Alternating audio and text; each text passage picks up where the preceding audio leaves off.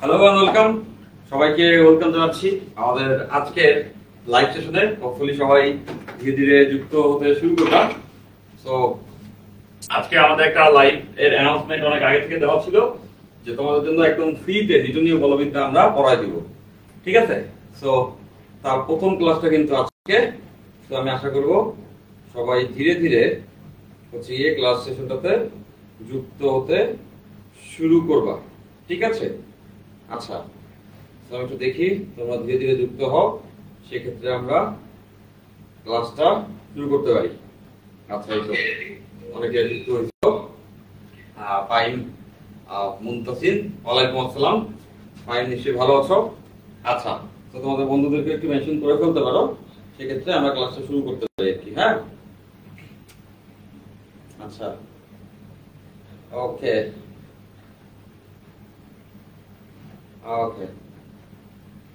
আচ্ছা, তো হচ্ছে গিয়ে নুমা সালাম জানাইছো, তারপর মুজাহিদ যুক্ত হইছো। তো তোমরা ধীরে ধীরে 26 বছর যারা যারা আছো তারা যুক্ত হয়ে যাও।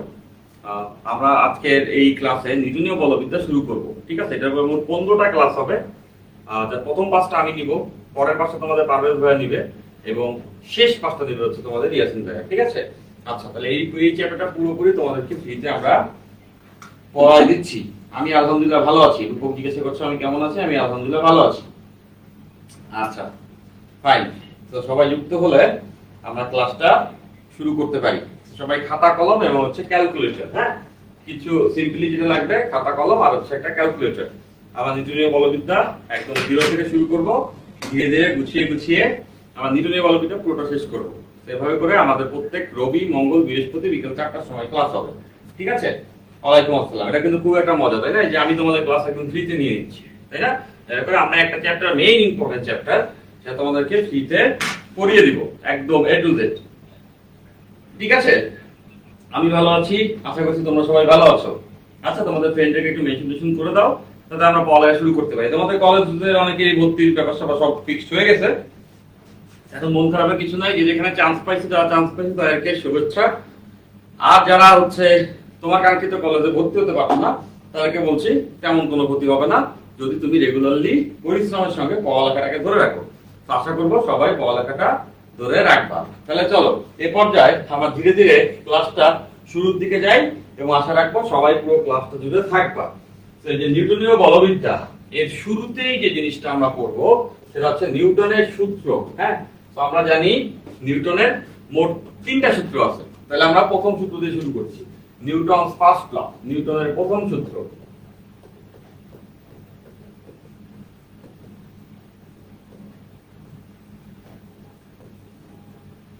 নিউটনের প্রথম সূত্র, ওকে?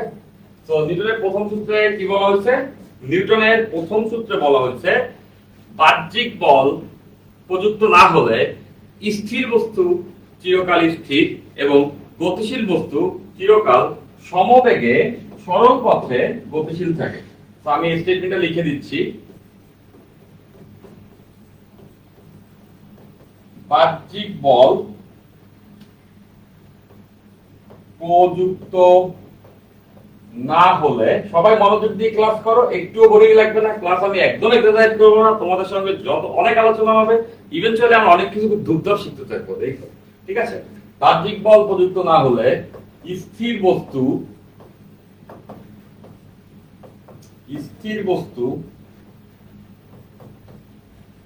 চিরকাল স্থির ও গতিশীল বস্তু সরল পথে সমবেগে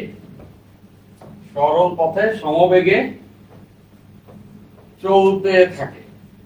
হ্যাঁ, আচ্ছা, তাহলে আমরা স্টেটমেন্ট সবাই বুঝে ফেলছি। ইভেনচুয়ালি আমরা এই স্টেটমেন্টটা কিন্তু 9, 10 থেকেই পড়ে আসছি, তাই না? তেমন কোনো নতুন স্টেটমেন্ট না, সেটাকে আমরা ভেঙে টেঙে আবার নতুন করে দেখবো, ঠিক আছে? তাহলে এখন এই যে স্টেটমেন্ট, এর মধ্যে দুটো জিনিস আমাদেরকে মাথায় রাখতে হবে। এই সূত্রটাকে বেসিক্যালি বলা হয় জড়তার সূত্র। এটাকে বেসিক্যালি বলা হয় জড়তার সূত্র। তোমার সঙ্গে আলোচনা হবে, তোমরা কেবল ক্লাসটা শুরু হচ্ছে মনোযোগ দাও। হ্যাঁ, জড়তার সূত্র। ওকে, সো জড়তা মানে কি? জড়তা মানে হচ্ছে একটা বস্তু যে অবস্থায় আছে ওই অবস্থায় থাকতে চাওয়াটাকে বলা হয় জড়তা। ওকে, আচ্ছা, তো ব্যাপারটা অনেক এরকম। লেটস সে এখানে একটা বস্তু আছে, হ্যাঁ, এই বস্তুটা স্থির আছে, এই বস্তুটা স্থির আছে, তার মানে তার বেগ কত? তার বেগ 0। ওকে, এখন বলছে বাহ্যিক বল যদি প্রযুক্ত না হয়, বাহ্যিক বল প্রযুক্ত না হলে মানে এইটার উপরে যদি কোনো ধরনের বল কাজ না করে, আমরা বুঝতেই পারতেছি এটার উপরে যতই বল কাজ করুক আর না করুক সেই বলের লব্ধি হইতে হবে 0। যদি এমন হয় এর উপরে কোনো ধরনের ধাক্কা বল কাজ করতেছে না, তাহলে একটা স্থির বস্তু কি হবে? চিরকাল স্থিরই থাকবে। এটা কি নড়াচড়া করবে? করবে না। আমরা জানি একটা বস্তু নড়াচড়া তখনই করে যখন এখানে আমরা একটা বল দিয়ে ধাক্কা দিই, যখন আমরা ধাক্কা দিই তখন নড়ে, নাহলে নড়ে না। তার মানে এখানে সত্য বাহ্যিক বল প্রযুক্ত না হলে স্থির বস্তু চিরকাল স্থির থাকবে। ওকে, ঠিক তেমন করে একটা গতিশীল বস্তু, এটা একটা লেটসে একটা বেগে চলতেছে, ধরে নিলাম এটা ভেলোসিটি 5 মিটার পার সেকেন্ড, এত বেগে চলতেছে, তাহলে বাহ্যিক বল না থাকলে চিরকাল এটা এত বেগে চলতে থাকবে, চিরকাল এটা এত বেগে চলতে থাকবে, এর বেগ কখনোই চেঞ্জ হবে না। এখন আমার প্রথম কেসটা সবাই মানতেই পারি, তাই না, যে স্থির একটা স্থির বস্তু বল না দিলে স্থির থাকে, এটা আমরা সবসময় দেখি, ঠিক আছে। বাট একটা গতিশীল বস্তু তো আমরা দেখি কিছুক্ষণ পরে থেমে যায়। কেন থেমে যায়? কজ তখন সেখানে একটা ঘর্ষণ বল থাকে। ইউজুয়ালি আমরা এরকম চিন্তা করি যে একটা বস্তু এইভাবে গতিশীল ছিল, কিছুক্ষণ পরে বস্তুটা থেমে যায়। কেন থেমে যায়? তার কারণ হচ্ছে গিয়ে যখন এই তলের উপর দিয়ে বস্তুটা চলে তখন গতির বিপরীতে একটা ঘর্ষণ বল থাকে, গতির বিপরীতে একটা ঘর্ষণ বল থাকে, এই জন্য সেই বেগটা কমে একটা সময় 0 হয়ে থেমে যায়। আর আমাদের এই স্টেটমেন্টে কি বলা আছে? আমাদের স্টেটমেন্টে কিন্তু বলা আছে বাহ্যিক বল প্রযুক্ত না হলে, তার মানে ঘর্ষণ বল থাকলে তো বাহ্যিক বল থাকলো, বাহ্যিক বল থাকলে তার বেগ চেঞ্জ হবে। যদি না থাকতো, যদি এমন কোন তল হইতো যেই তলটায় কোনো ঘর্ষণ বল নাই, আলটিমেটলি স্মুথ, তাহলে সেই ক্ষেত্রে সেটা সারা জীবন এভাবে করে চলতেই থাকতো। এবং এই যে গতিশীল বস্তুর গতিশীল থাকতে চাওয়ার ইচ্ছা, স্থির বস্তুর স্থির থাকতে চাওয়ার ইচ্ছা, এই জিনিসটাকে আমরা বলি জড়তা। এই জিনিসটাকে আমরা বলছি হচ্ছে গিয়ে জড়তা। হোপফুলি সবাই এতটুকু আমরা বুঝতে পারছি, এবং খুব সোজা একটা জিনিস, এটা আমাদের কমন সেন্স, তাই না? ফাইন, এটা আমরা সবাই বুঝে গেছি। এখন এই জিনিসটা গতিশীল বস্তু চিরকাল যে গতিশীল থাকবে, এই জিনিসটা আমরা একটা এক্সপেরিমেন্টের মাধ্যমে দেখতে পারি, যে এক্সপেরিমেন্টটা গ্যালিলিও করেছিল, তাই না? গ্যালিলিও হচ্ছে কি একটা এক্সপেরিমেন্ট করে এই জড়তা জিনিসটাকে আমাদেরকে আরো বেটার ভাবে বুঝাইছেন। তাহলে চলো আমরা সেই এক্সপেরিমেন্টটা একটু দেখে নিই, যে কি এক্সপেরিমেন্ট করছিল গ্যালিলিও। হ্যাঁ, গ্যালিলিও যে একটা কাজ করছে সেটা হচ্ছে এইভাবে করে চিন্তা করছে। লেটস সে দেখো আমরা একটা আনত তল নিলাম, হ্যাঁ, একটা আনত তল, সবাই মনোযোগ দিয়ে ক্লাস করলে বুঝতে পারবে। দেখো একটা আনত তল নিচ্ছি, ওকে, একটা আনত তল নিয়ে ধরো এইটারও যা নতিকোণ, এইটারও তাই নতিকোণ। এখন এখানে কোনো ঘর্ষণ বল নাই, এই তলে কোনো ঘর্ষণ বল নাই। এই পর্যায়ে আমরা যদি এখান দিয়ে একটা বস্তু ছেড়ে দিই, লেটস সে এই উচ্চতা থেকে একটা বস্তু ছাড়ছি, তাহলে একটা বিভব শক্তি আছে mgh, এই বস্তু তখন নিচের দিকে পড়বে এবং বিভবটা গতিতে পরিণত হবে। দেখা যাবে এই বস্তুটা গড়াতে গড়াতে একটা সময় এই বিন্দুতে চলে আসছে, তখন সকল বিভব শক্তি এটা গতি শক্তি হয়ে গেছে, এখান থেকে এখানে এসে পড়ছে। এখন এটা তো সবাই বুঝতে পারতেছো, এটা যে এখান থেকে এখানে এসে পড়লো, পড়ার পরে এটা কি এখানে থেমে যাবে? থামবে না, এটা আবার উঠতে শুরু করবে, যেহেতু কোনো ঘর্ষণ নাই, যেখান থেকে পড়ছে অত উচ্চতা এটা উঠতে শুরু করবে। তাহলে সেই ক্ষেত্রে দেখা যাবে এই বস্তুটা এই বরাবর এভাবে করে আবার একই উচ্চতা এই যে উঠে আসছে, যে উচ্চতা থেকে সে পড়ছে, তো যে উচ্চতা থেকে পড়ছে সেই উচ্চতায় সে উঠবে, এবং একটা সময় দেখা যাবে এই বস্তুটা এখান থেকে সেম উচ্চতায় উঠে আবারও একই বিভব শক্তি গ্রহণ করছে, যেটা হচ্ছে mgh। ওকে, তাহলে দেখো যে উচ্চতা থেকে পড়ছে সেই উচ্চতায় আবার উঠছে, উঠে গিয়ে এখানে থেমে থাকবে না, আবারও পড়বে। তার মানে বস্তুটা এভাবে করে সারা জীবন দুলতে থাকবে। তাহলে দেখো গতিশীল বস্তু চিরকাল গতিশীল আছে, গতিশীল বস্তু চিরকাল গতিশীল হয়ে চলতেছে। এখন একটু এভাবে চিন্তা করো, আমরা যদি দ্বিতীয় তলটার নতিকোণটা একটু কমায় দিই, যদি ব্যাপারটা এরকম হয়, দেখো যে দ্বিতীয় তলটাকে একটু কম নতিকোণে দিলাম, এই কোণের থেকে এই কোণটা ছোট, তাইলে ঘটনা কি ঘটবে? তাইলে আমাদের ঘটনাটা কি ঘটবে দেখো, এই ক্ষেত্রেও বস্তু এখান থেকে পড়তে শুরু করবে, mgh বিভব শক্তিতে আছে, সেই উচ্চতায় আছে, এখান থেকে সে নিচের দিকে পড়তে শুরু করবে এবং বুঝতে পারতেছো একটা নির্দিষ্ট সময় পরে সে এই বিন্দুতে আসবে। আসার পরে এখানে তো থেমে থাকবে না, এখানে এসে আসার পরে তার গতিশক্তি হবে হাফ mv² এবং এই গতিশক্তি নিয়ে সে অ্যাগেইন এটার উপরে উঠতে শুরু করবে, সে অ্যাগেইন উপরে উঠতে শুরু করবে। এইবার সে বুঝতেই পারতেছো একই উচ্চতা ওঠার জন্য একটু বেশি পথ যাবে। এইবার একই উচ্চতা ওঠার জন্য মানে যে এইচ থেকে পড়ছে ওই এইচে যাওয়ার জন্য তাকে কিন্তু বেশি পথ যাইতে হবে, মানে এটার কোণ একটু কমায় দিছি, নিশ্চয়ই বুঝতেছো, এখানে কোণটা একটু বড় ছিল, এখানে কোণটা একটু নামায় দিছি। তার মানে বুঝতেছি ওই একই উচ্চতায় উঠতে তার একটু বেশি সময় আর বেশি পথ অতিক্রম করতে হবে। বাট অ্যাগেইন ব্যাপারটা এরকমই হবে, এই উচ্চতা থেকে নেমে এই উচ্চতা পর্যন্ত এসে যাবে, এরপর আবার নামবে, এভাবে দুলতে থাকবে। দ্যাট মিন্স এখানেও সে চিরকাল গতিশীল থাকলো, যেহেতু কোনো ঘর্ষণ বল এখানে নাই। হোয়াট ইফ আমি যদি এই কাজটা করি, দেখো যে এইবার এই তলটাকে পুরোপুরি আনুভূমিক করে দিলাম, এই পাশে যে তলটা এটাকে পুরোপুরি আনুভূমিক করে দিলাম, তাহলে ব্যাপারটা কিরকম হয় দেখো।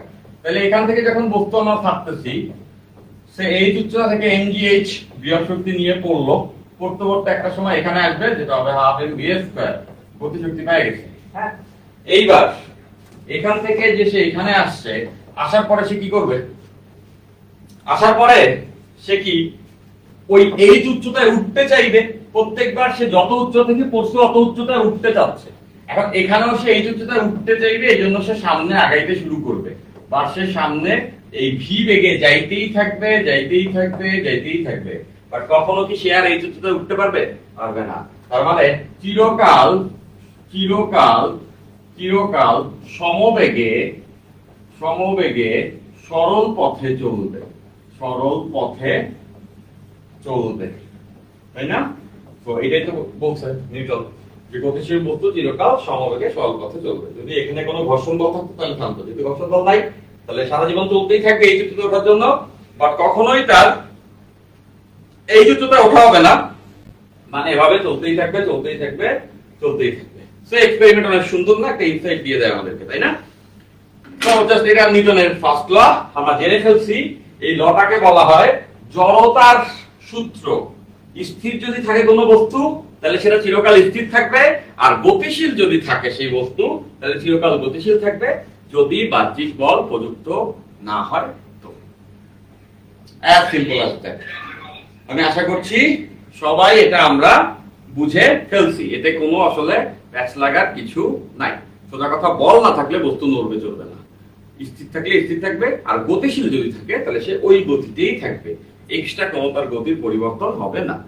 তো এই সূত্রে আসলে কোনো পরিমাণগত সূত্র না, এটা যার জড়তার সংজ্ঞা, জাস্ট এতটুকু জানতে হবে, এখান থেকে ডিরেক্টলি কোনো অঙ্ক নেই। হ্যাঁ, এরপর আমরা চলে যাব দ্বিতীয় সূত্রে। ওকে ফাইন, এতটুকু সবাই বুঝছি, ডেফিনেটলি এতটুকু আমরা সবাই নিশ্চয়ই বুঝে ফেলছি। ওকে, এই তো ভেরি গুড, সবাই ক্লাস করতেছে, এই তো ভেরি গুড। এই যে তোমাদের ক্লাসে উপস্থিতি, এটা হচ্ছে আমাদেরকে চাঙ্গা রাখে। এভরিডে ক্লাস করবে, দেখো দুনিয়া যে যেখানে যা ইচ্ছা তাই হোক, তোমার পড়ালেখা করতে হবে, তুমি রেগুলার পড়ালেখা করবা। এই যেটা আমরা পূর্ণাঙ্গভাবে পড়াই দিচ্ছি, যার প্রথম 5টা ক্লাস আমি নিচ্ছি। প্রথম 5টা ক্লাসে আমি তোমাদের যে মেরুদণ্ড বা স্কেলেটন যেটা সেটা গঠন করে দিচ্ছি, এই 5টা ক্লাসে তোমরা উপকৃত হবাই, সলিড। ওকে, তো তোমরা ক্লাসে থাকলে ডেফিনেটলি আমরা উপকৃত হবো সবাই মিলে। তো এটা গেল প্রথম সূত্র। এবার আসবো আমরা দ্বিতীয় সূত্র। হ্যাঁ, নিউটনের দ্বিতীয় সূত্র।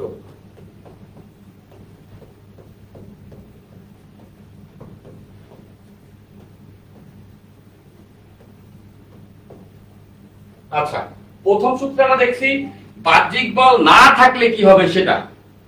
প্রথম সূত্রে আমরা দেখছি বাহ্যিক বল না থাকলে কি হবে সেটা, তাহলে দ্বিতীয় সূত্রে আমরা কি দেখবো, বাহ্যিক বল থাকলে কি হবে।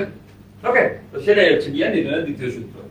দ্বিতীয় সূত্রে বলা হয়েছে কোন বস্তুর উপরে বাহ্যিক বল প্রযুক্ত হলে, কোন বস্তুর উপরে বাহ্যিক বল প্রযুক্ত হলে, কোন বস্তুর উপরে বাহ্যিক বল প্রযুক্ত হলে স্থির বস্তু চিরকাল স্থির এবং গতিশীল বস্তু চিরকাল সমবেগে গতিশীল থাকবে। হ্যাঁ, ওকে ফাইন। সরি, এই দ্বিতীয় সূত্রে বলা হয়েছে যদি বাহ্যিক বল প্রযুক্ত হয় বস্তু, সরি আমি ভুল বলছি স্টেটমেন্ট, মজা করবো আপনাদের সঙ্গে। তো প্রথম সূত্রে আমরা দেখছি বাহ্যিক বল না থাকলে কি হয়, দ্বিতীয় সূত্রে আমরা জানবো বাহ্যিক বল থাকলে কি হয়। তো বাহ্যিক বল থাকলে সূত্রে ভাবে বলা আছে বস্তুর উপর যদি বাহ্যিক বল থাকে তাহলে বস্তুর ভরবেগের পরিবর্তন হয় এবং এই ভরবেগ পরিবর্তনের হার বস্তুর উপর প্রযুক্ত বলের সমানুপাতিক এবং বল যেদিকে কাজ করে ভরবেগের পরিবর্তনও সেই দিকে হয়। সো আমি একটু লিখে দিচ্ছি,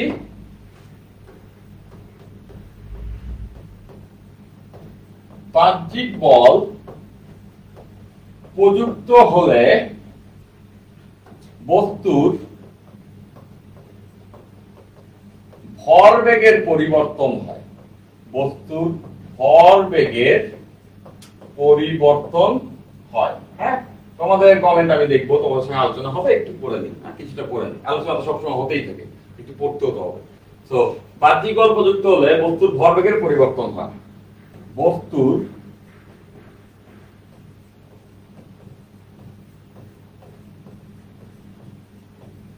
ভরবেগের পরিবর্তনের হার প্রযুক্ত বলের সমানুপাতিক এবং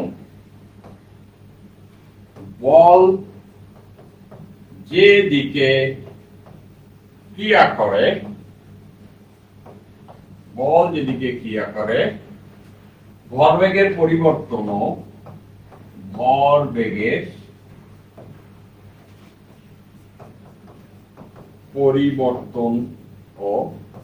সেই দিকে হয়, ওকে আচ্ছা। সো আমরা প্রথমে জানতে পারছিলাম বস্তুর উপরে যদি বল প্রযুক্ত না হয় তাহলে বস্তুর বেগের কোনো পরিবর্তন হয় না, স্থির থাকে, গতিশীল থাকলে গতিশীল থাকে।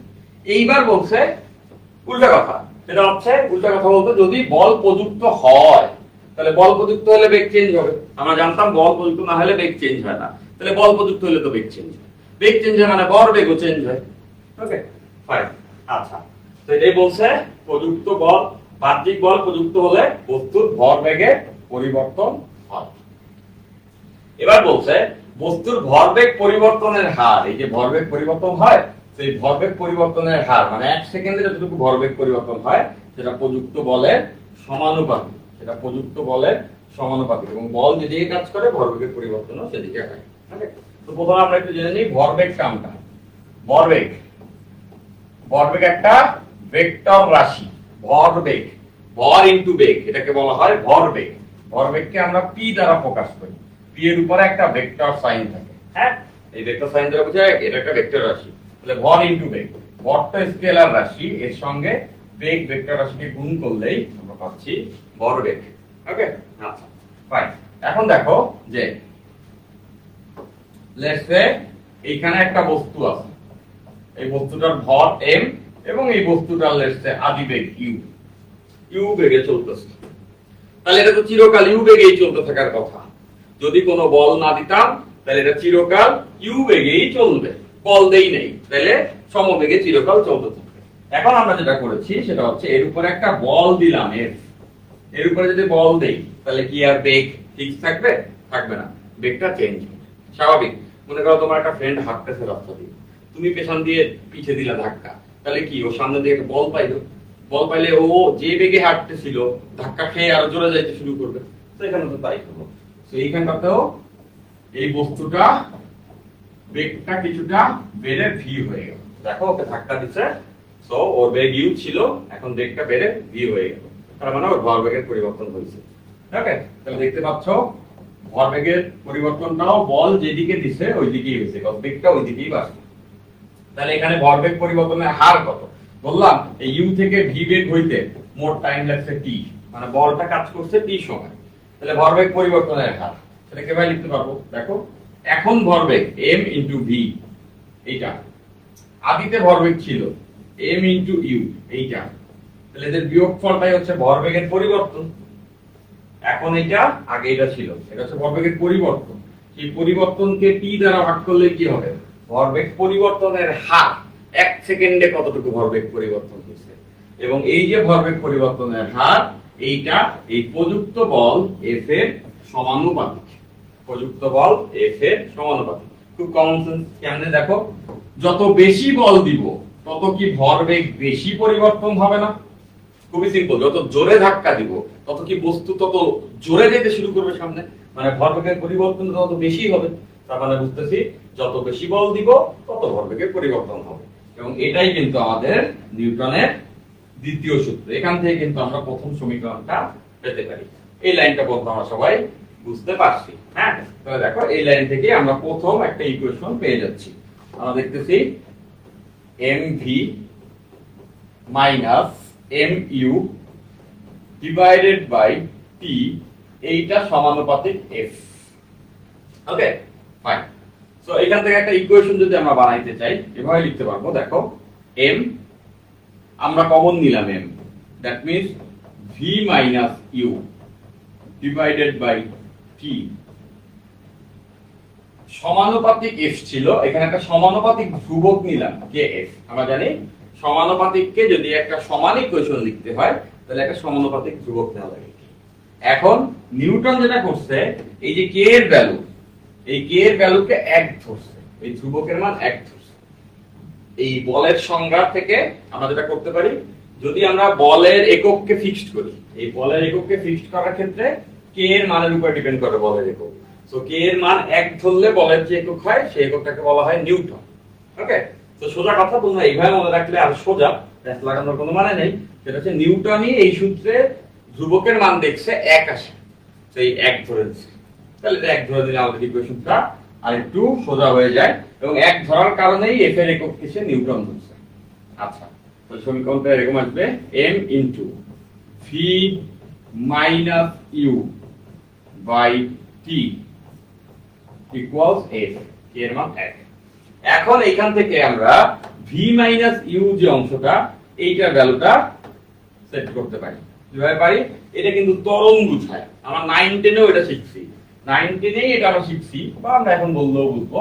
ত্বরণ হচ্ছে সময়ের সঙ্গে সঙ্গে বেগ পরিবর্তনের হার, শেষ বেগকে আদি বেগ দ্বারা বিয়োগ করলে এখান থেকে এই যে t, এটা আমরা এই সূত্র থেকেও জানি, ওই যে v equals to u plus at, এখান থেকেও তো আসে। দেখো u কে এই পাশে পাঠাইলাম, v মাইনাস u আর t দ্বারা ভাগ করলাম। তার মানে বুঝতেছো সময়ের সঙ্গে সঙ্গে বেগ পরিবর্তনের হারকে আমরা বলি হচ্ছে ত্বরণ। তাহলে এই জায়গাটাতে এই অংশটা কি ত্বরণ বোঝায়, এটা যদি ত্বরণ বোঝায় তাহলে এই সমীকরণটা হয়ে যায়, দেখো m ইনটু ত্বরণ ইকুয়ালস f, এটা ত্বরণ। ওকে, তাহলে এই সেই সূত্র, প্রথম সূত্রটা আমরা পেয়ে গেলাম, এই চ্যাপ্টারের প্রথম সূত্রটা আমরা পেয়ে গেলাম, f equals two ma, f equals two ma। এবং এই সূত্র আমরা 9 10 জানতাম, তারপরেও আমরা যেহেতু আমরা বলেছি একদম 0 থেকে শুরু করব, তো 0 থেকে শুরু করছি। যেটা প্রথম সূত্র পড়লাম, দ্বিতীয় সূত্র পড়লাম, এবং দ্বিতীয় সূত্র পড়তে পড়তে দ্বিতীয় সূত্র থেকেই আমরা হচ্ছে কি আমাদের এই ফর্মুলাটা পাইলাম। প্রথমে 3টা সূত্র জানবো, এরপরে আস্তে আস্তে আমরা অঙ্কের ভিতরে চলে আসবো। তোমরা মনোযোগ দিয়ে ক্লাস করো, দেখবা সবকিছু তোমার সহজেই বোধগম্য হচ্ছে। ক্লাস 10 এ ছিল, এই যে বলছো 5 মুনতাসি, এগুলো সব ক্লাস 10 এ ছিল, ওখান থেকেই আমরা ধীরে ধীরে পড়তে শুরু করেছি, তাই না? তো আমার চেষ্টাটা এরকম একদম 10 থেকেই, ওখান থেকেই শুরু যেখানে আমরা ছিলাম। ওকে ফাইন, তো এখানে কোনটারে কি বলে, এই যে f দেখতেছো, f টা হচ্ছে গিয়ে বল, যে বল আমরা দিচ্ছি, আর m টা হচ্ছে বস্তুর ভর, হ্যাঁ, যে বস্তুটার উপর আমরা বলটা দিচ্ছি, আর এটা হচ্ছে বস্তুর ত্বরণ। তার মানে এখান থেকে আমরা একটা জিনিস শিখলাম, সেটা কি বলতো, যে কোনো বস্তুর উপরে বল থাকলে ত্বরণ থাকবেই। কোনো বস্তুর উপরে যদি বল থাকে, দেখো বল থাকলে ত্বরণ থাকবে, আর ত্বরণ যদি শূন্য হয় তাহলে বলও শূন্য। তার মানে যার উপরে বল আছে তার ত্বরণ আছে। ওকে, যার উপরে বল আছে তার ত্বরণ আছে, বা যার উপরে ত্বরণ আছে মতলব তার উপরে বল কাজ করতেছে। ত্বরণ মানে বেগ পরিবর্তনের হার। যদি কোনো একটা বস্তু বেগ চেঞ্জ না হয়, যেরকম আছে ওরকম থাকে, তার মানে ওর উপরে কোনো বল নেই। যদি এটা হয় কোনো একটা বস্তুর বেগ বাড়তেছে বা কমতেছে, মানে সোজা কথা ত্বরণ বা মন্দন এরকম কিছু একটা আছে, দ্যাট মিন্স তার উপরে একটা বল আমাদের অবশ্যই আছে। তাহলে এই সূত্র আমরা সবাই শিখে ফেললাম, এই সূত্র আমরা সবাই শিখে ফেলছি। এবার আসুন নিউটনের তিনটা সূত্র আমরা আগে জেনে নিই, এরপর আমরা অঙ্কের ভিতরে যাব ধীরে ধীরে, এরপর আমরা অঙ্কের মধ্যে যাব। এরপর হচ্ছে নিউটনের তৃতীয় সূত্র। তৃতীয় সূত্র, এই সূত্রটা সবার মুখে মুখে মিলে, এই সূত্র আমরা সবাই জানি, এই সূত্র আমাদের সবার মুখে মুখে আছে। ইভেন্চুয়ালি যারা সায়েন্সের স্টুডেন্ট না তাদেরও আসলে এই সূত্রটা মুখে মুখে থাকে, তাই না? প্রত্যেক ক্রিয়ার একটি সমান এবং বিপরীত প্রতিক্রিয়া, প্রত্যেক ক্রিয়ার একটি সমান এবং বিপরীত প্রতিক্রিয়া আছে। এটা আমরা লিখে ফেলি। দেখো, প্রতিটি ক্রিয়ার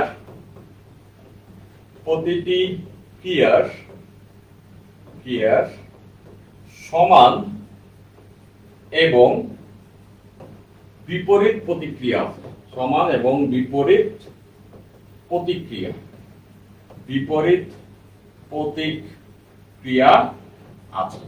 প্রত্যেক ক্রিয়ার সমান এবং বিপরীত প্রতিক্রিয়া। খুবই সিম্পল। দেখো, এটা দিয়েও কোনো অঙ্ক না, বাট এটা একটা উল্লেখযোগ্য থিওরিটিক্যাল পয়েন্ট। প্রত্যেকটা ক্রিয়া বলতে বল বোঝায়, হ্যাঁ, প্রত্যেকটা বলেরই একটা সমান এবং বিপরীত প্রতিক্রিয়া আছে। প্রত্যেকটা বলেরই একটা সমান এবং বিপরীত প্রতিক্রিয়া আছে। তো ব্যাপারটা কি রকম দেখো, লেটস সে দুইটা বস্তুর মধ্যে ধাক্কা লাগলো, দুইটা বস্তুর মধ্যে ধাক্কা লাগলো, এই যে দুইটা বস্তুর মাঝে ধাক্কা লাগলো, হ্যাঁ, তাহলে ব্যাপারটা হচ্ছে এরকম, সেটা হলো প্রথম বস্তু দ্বিতীয় বস্তুকে একটা বল দিল। ওকে, এই বলটাকে আমরা ধরলাম ক্রিয়া বল, হ্যাঁ, অ্যাকশন। প্রথমটা এটাকে একটা ধাক্কা দিল, ওকে ধাক্কা দিলে প্রথমটা দ্বিতীয়টাকে ধাক্কা দিচ্ছে, দ্বিতীয়টাও তো প্রথমটাকে একটা ধাক্কা উল্টা দিকে দিবে। যখন আমরা ধাক্কা খাই, সে তুমি তোমার বন্ধুর সঙ্গে মুখোমুখি সংঘর্ষে লিপ্ত হইলা, তো তখন কি হয়? ধাক্কা খেয়ে দুইজন দুই দিকে ছিটকে যাও না? তার মানে ও ওকে এই দিকে ধাক্কা দেয়, আবার ও ওকে এই দিকে ধাক্কা দেয়। ওকে, ফাইন। তাহলে এইটা যদি ক্রিয়া হয়, তাহলে এই দিকে যে বলটা কাজ করবে সেটা হবে প্রতিক্রিয়া। ওকে, এবং দেখতেছো ও যে বলে ধাক্কা দিবে প্রতিক্রিয়াও সেই বলটাই হবে, দুটার মানই সমান। এটাকে যদি আমরা F1 বলি আর এটাকে যদি আমরা F2 বলি, তাহলে দেখো এই দুইটা বলের মান সমান, ক্রিয়া প্রতিক্রিয়া বলের মান সমান বা দিকে বিপরীত, একটার একটা উল্টা দিকে। দ্যাটস ওয়াই আমরা এটা লিখতে পারবো যে F1 আর F2 সমান, F1 আর F2 মানে সমান, জাস্ট দিকে বিপরীত, দ্যাটস ওয়াই একটা মাইনাস, দিকে বিপরীত, দ্যাটস ওয়াই এখানে একটা মাইনাস। ওকে, ফাইন।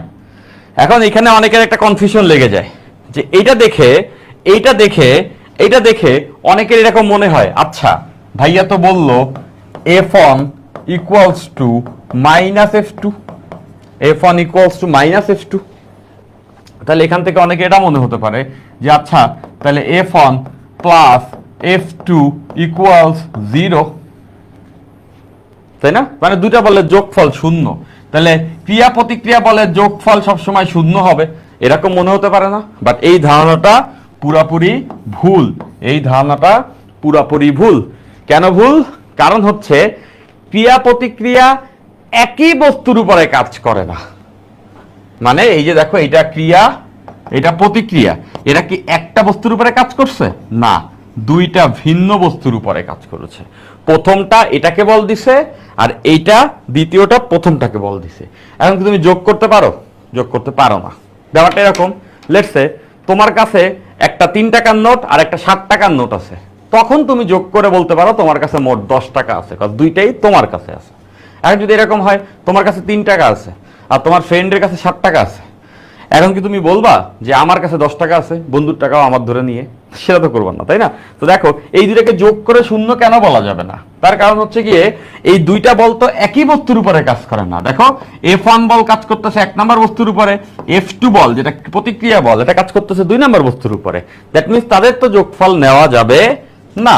তাদের যোগফল নেওয়া যাবে না। সেইটা নিউটন বলতে ভুলে গেছে, আমি তোমাদেরকে বলে দিলাম যে ক্রিয়া প্রতিক্রিয়া একই বস্তুর উপরে কাজ করে না। ক্রিয়া প্রতিক্রিয়া একই বস্তুর উপরে কাজ করে না। তাহলে আমরা নিউটনের তিনটা সূত্রই জেনে ফেললাম, তাই না? প্রথমে আমরা জানলাম নিউটনের প্রথম সূত্র, দেন আমরা জানলাম নিউটনের দ্বিতীয় সূত্র, এবং নিউটনের দ্বিতীয় সূত্র থেকে আমরা প্রথম যে ফর্মুলা F=ma সেটা বের করে ফেললাম। এরপর আমরা নিউটনের তৃতীয় সূত্র দেখলাম, তারপরে ফাইনালি আমরা হচ্ছে গিয়ে এই তো নিউটনের তৃতীয় সূত্র পর্যন্ত আমরা দেখে ফেলছি, ঠিক আছে? আচ্ছা, ফাইন, গেল এটা। এরপর আসো চলে যাই আমাদের পরের অংশে। সো এই পর্যায়ে আমরা কিছু অঙ্কের ভিতরে যাব। হ্যাঁ, এই পর্যায়ে আমরা কিছু অঙ্কের ভিতরে যাব। তো সেই ক্ষেত্রে তোমাদের অনেকের মনে এরকম একটা কোশ্চেন ছিল, আমি জানি তোমরা বলছিল যখন লাইভ সেশনটা নেওয়া হয়েছিল যে আচ্ছা ভাই ধরে নেন আমি কিছু পারি না, আমি একদমই 9-10 থেকে কেবল শুরু করছি, তাহলে আপনি তো আমাদেরকে ভেক্টর পড়াইলেন না, কিন্তু নিউটনীয় বলবিদ্যা শুরু করে দিলেন, তাহলে সেই ক্ষেত্রে আমরা নিউটনীয় বলবিদ্যা বুঝতে গিয়ে কি ভেক্টরের প্যারা খাবো না? হ্যাঁ, সেটা আমাদের একটা ইস্যু আছে। তখন আমি তোমাদেরকে কথা দিয়েছিলাম যে যতটুকু ভেক্টরের অংশ লাগবে অতটুকু আমরা ক্লাসে জেনে নিব, ঠিক আছে? তো এইখানে খুব আহামরি ভেক্টরে তেমন কিছু লাগে না, লাগে ভেক্টর যোগ করা এবং ভেক্টরকে দুইটা উপাংশে ভাগ করা, ভেক্টরকে যোগ করা, ভেক্টরকে দুইটা উপাংশে ভাগ করা। হ্যাঁ, তো আমরা এই দুটো জিনিস এখন একটু শিখে নিব, তাইলে আমরা এখন এই পর্যায়ে অঙ্কের মধ্যে চলে যেতে পারবো। মেইন কথা হচ্ছে ফিজিক্স পড়তে আসছে মানে অঙ্ক করতে হবে, অঙ্ক করতে হবে, অঙ্ক করতে হবে, ঠিক আছে? তো অঙ্কই আমরা করব। তো তার জন্য যা উইপান লাগবে তা শিখে নিচ্ছি। নিউটনের তিনটা সূত্র শিখছি আমরা, এখন জাস্ট ভেক্টর থেকে ভেক্টর পড়বো না, আমরা এখন জাস্ট দেখে নিব কিভাবে করে দুইটা ভেক্টরকে যোগ করা যায় এবং কিভাবে করে দুইটা ভেক্টরকে উপাংশে ভাগ করা যায়। অতটুকু জেনে নিলে আমরা এখন আসলে সেই কাজগুলো করতে পারবো। সো যেমন বল একটা ভেক্টর রাশি, কখনো কখনো দুইটা বলকে যোগ করতে হবে, তো কেমনে যোগ করতে পারি? তো সামান্তরিক সূত্র অনুযায়ী আমরা যোগ করতে পারি। আমরা জানবো যদি দুইটা ভেক্টর একটা বিন্দুতে কাজ করে, লেটস সে এই যে দুইটা ভেক্টর রাশি আছে, এ অনেকে জানি অনেকে জানি না, তো বলে নিচ্ছি। হ্যাঁ, লেটস সে এইটা একটা বল ভেক্টর, ধরলাম এটা হচ্ছে F1 একটা বল, হ্যাঁ, এইটা আরেকটা বল F2, দুইটা ভেক্টর দেখতে পাচ্ছ। হ্যাঁ, এবং এরা এরকম কোণ করে কাজ করতেছে, মনে করো যে একটা ফুটবলের উপরে দুইজনে দুই দিকে কিক করলো এরকম। হ্যাঁ, এবং বলা আছে এই দুইটার মাঝের কোণ হচ্ছে আলফা, এই দুইটার মাঝের কোণ আলফা। এখন এই যোগফল কত হবে? আমরা জানি সামান্তরিক সূত্র অনুযায়ী যদি সামান্তরিকের দুইটা কর্ণে দুইটা বল কাজ করে, দুইটা বাহুতে দুইটা বল কাজ করে, তাহলে এটার কর্ণটা হবে হচ্ছে তাদের লব্ধি ভেক্টর, এটাই হবে তাদের যোগফল ভেক্টর বা লব্ধি ভেক্টর F। ওকে, আচ্ছা, তার মানে বুঝতে পারতেছি ওদের যোগফল ভেক্টর F, এইটা হচ্ছে F1 ভেক্টর এবং F2 ভেক্টরের যোগফল। সিম্পল, জাস্ট 2 মিনিট লাগবে, আমি একটু সূত্রগুলো বলে নিচ্ছি। হ্যাঁ, এটা মেনে নিতে পারলেই চলবে। আচ্ছা, ফাইন। এইবার এই যে F, F এর মান, এটা তো একটা ভেক্টর, দুইটা ভেক্টরের যোগফল তার একটা ভেক্টর, এটা একটা মান আছে এবং এটার একটা দিক আছে, মান এবং দিক আমাদের বের করতে হবে। তো মান বের করার সূত্র হচ্ছে এরকম, দেখো F ইকুয়ালস টু, মান বের করার সূত্র F equals to √, F1 square plus F2 square plus 2 F1 F2 cos alpha. Okay, fine. তার মানে এই দুটো ভেক্টরের মান এখানে আমাদের বসানো লাগবে এবং এদের মাঝের কোণটা আমাদের বসাইলেই আমরা এই লব্ধি ভেক্টরের মান বের করতে পারবো। গেল একটা। হ্যাঁ, এবং দিক কেমনে বের করব? লেটস সে এই লব্ধি ভেক্টরটা এই F1 এর সঙ্গে থিটা কোণ করছে। হ্যাঁ, এই কোণটা বের করে দিলেই হচ্ছে দিকটা। তাহলে মনে রাখবা tan থিটা, যার সঙ্গে কোণ, কোণটা কার সঙ্গে? কোণটা হচ্ছে F1 এর সঙ্গে। তো যার সঙ্গে কোণ, দেখো এই থিটা কোণটা F1 এর সঙ্গে, সেটা এখানে বসবে নিচে F1। হ্যাঁ, আর উপরে যাবে F2 sin আলফা, এখানেও আসবে নিচে F2 cos alpha. That means এভাবে করে আমরা ভেক্টরের যোগ করে ফেলতে পারবো। বুঝতে পারছি? তাহলে মনে রাখবো যার সঙ্গে কোণ, যার সঙ্গে কোণ তাকে আমরা এখানে হচ্ছে গিয়ে একা বসাবো F1। দেখো এখানে কোনটা হচ্ছে F1 এর সঙ্গে, নিচে এখানে F1, আর থাকলে F2, উপরেও F2 নিচে F2, এখানে সাইন আলফা, এখানে কজ আলফা। এভাবে করে দুটো ভেক্টরকে যোগ করা যায়, এভাবে করে দুটো ভেক্টরকে যোগ করা যায়, এভাবে করে আমরা চাইলে দুটো ভেক্টরকে যোগ করতে পারবো। সেরকম অঙ্ক আমাদের থাকতে পারে, হ্যাঁ, এরকম অঙ্ক আমাদের থাকতে পারে, ঠিক আছে। যেমন শুধু একটা অঙ্ক, এগুলো আসলে যে নিউটনিয়ান মেকানিক্সের অঙ্ক সেটা না, বাট তোমাদের জন্য স্পেশাল কেস, কজ অনেক তোমরা একদম শুরু করতেছো, তোমাদের সব কিছু আমি ভেঙে ভেঙে দেখানোর চেষ্টা করতেছি, ঠিক আছে, ফাইন। তাহলে দেখো লেটস সে দুইটা বল আছে, বলা হইলো এখানে একটা ফুটবল আছে, হ্যাঁ, এটা একটা ফুটবল, ওকে, এটা একটা ফুটবল।